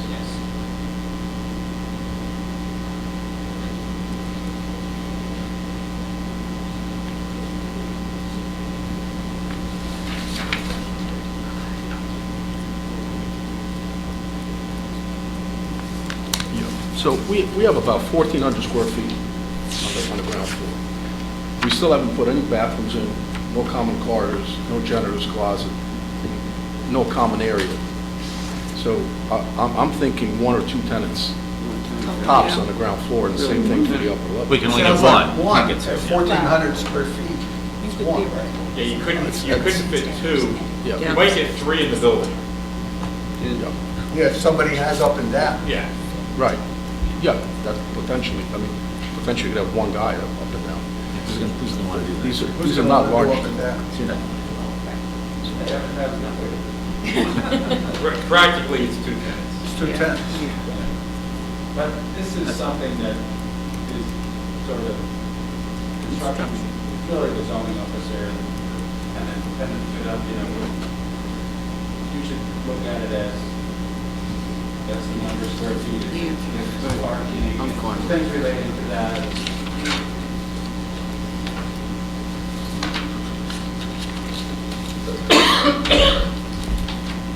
Frank, you have. Are we cross-examining the plan? Are you Yeah, complete certainly, your yeah. testimony? I'm complete, yeah. Yes, I I think believe, I only had one question. yeah, go right ahead, Frank. I can wait till the board goes if you want. George, you have a question?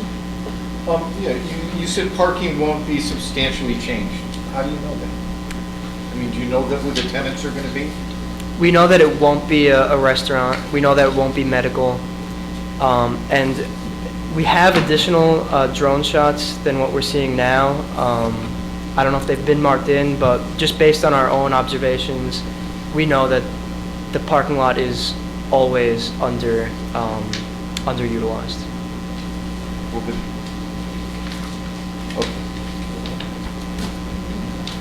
Okay, Frank?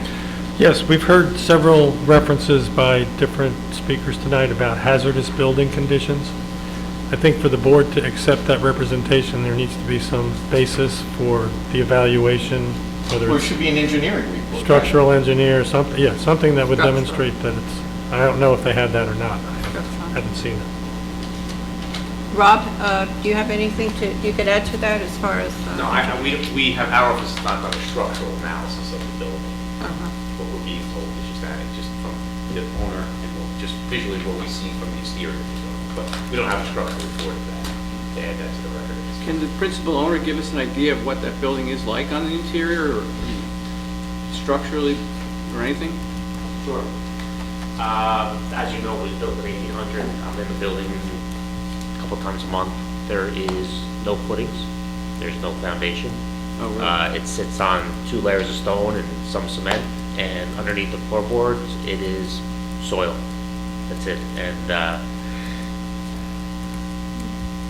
I feel bad it's from 1800, but it really is in disrepair, and bricks are falling off from the chimney when it gets cold out in the wintertime, and there's really nothing we can do to save it on the interior. And it's, when you go on the interior, it's very cut up. The rooms are 6 by 5, one room, another room may be 7 by 3, another room may be 5 by 5, so it's, you can't even renovate it, and that's why we wanted, or I wanted to come in front of the board and present what we presented today. Is it insulated well, or? No. I want to say there's probably no insulation in the building.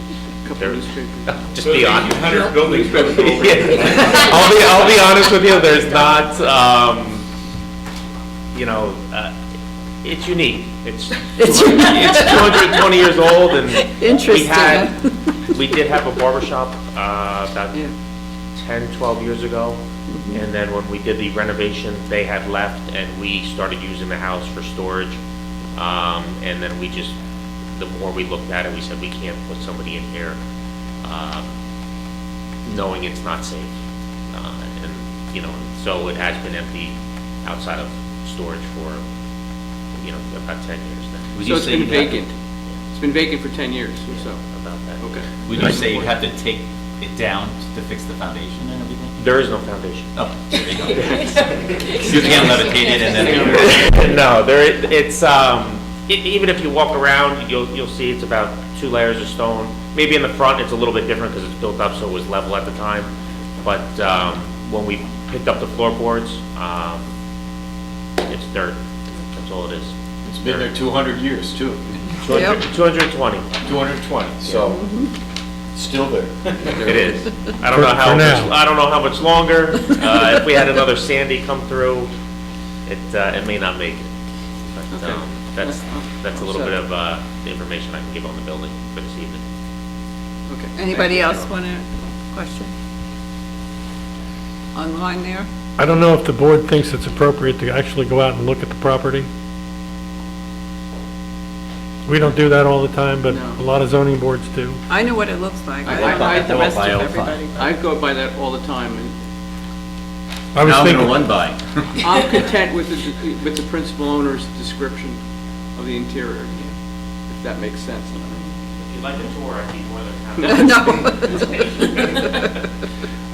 typically when a historic building like this is going to be removed, one of the things the board does require is photographic documentation inside and outside from all sides. But that's not very onerous, honestly. That's probably a good idea. Yeah, probably is.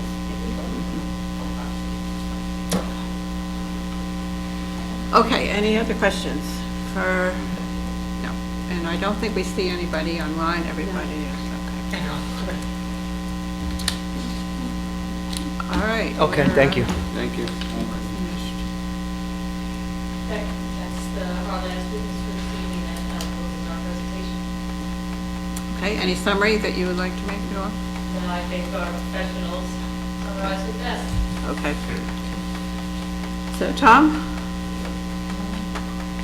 Board is interested if you consider a motion to approve the D and C variances and site plan waiver exception as described this evening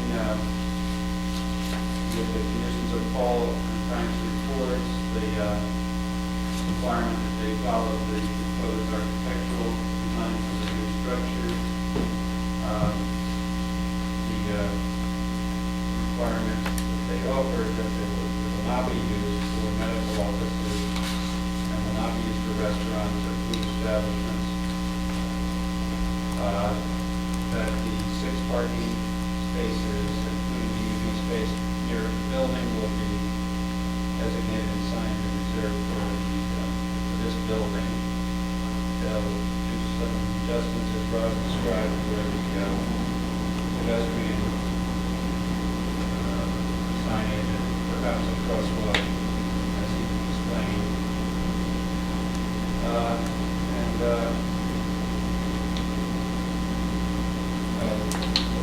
Frank, there will be a photo journal or log taken of the building's exterior and interior before it's demolished that we provided to the township planner and to the planning department. To the planner's satisfaction.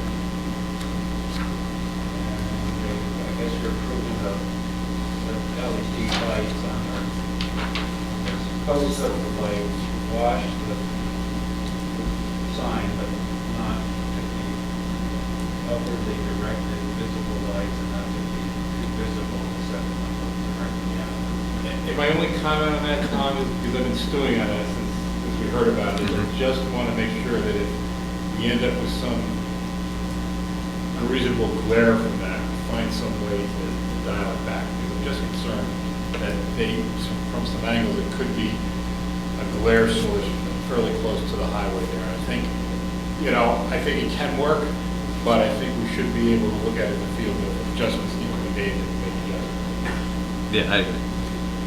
To that regard, I think what we can do with that is, since we're not talking about the rope lights that you may be thinking about, that you may see on certain instances, these would be 2 or 4 LEDs. We could do a little half moon on the LED so that you've seen them on like stair lighting and things like that where it directs the light down. You can do that on the side so that it really just does go across the face of the sign. Yeah, so. And I just want to make sure we look at it in the field. If we have to adjust it, we can. And we'll do a shop drawing for it as part of the construction anyway, so we'll get that for the record. Nothing like a chase bank. Right. Okay. Anything more, Tom? That's all I have. Okay, so we need a motion to... Motion to approve? Second. Second. Okay. There'll be a roll call vote, please. Mr. Travellini? Rich, you there? I think he took a break. Aye. Sorry, I was on mute. Mr. Rodelius? No. Mr. Leonard? I think he left. Okay. Ms. Orabona? Aye. Mr. Walter? Aye. Mr. First? Aye. And Chairman Gutschall? Aye. Yes. Mr. DiGiovanni? Aye. I'm so sorry. Yeah. It's okay. Thank you. Motion carries and good luck. Take forward.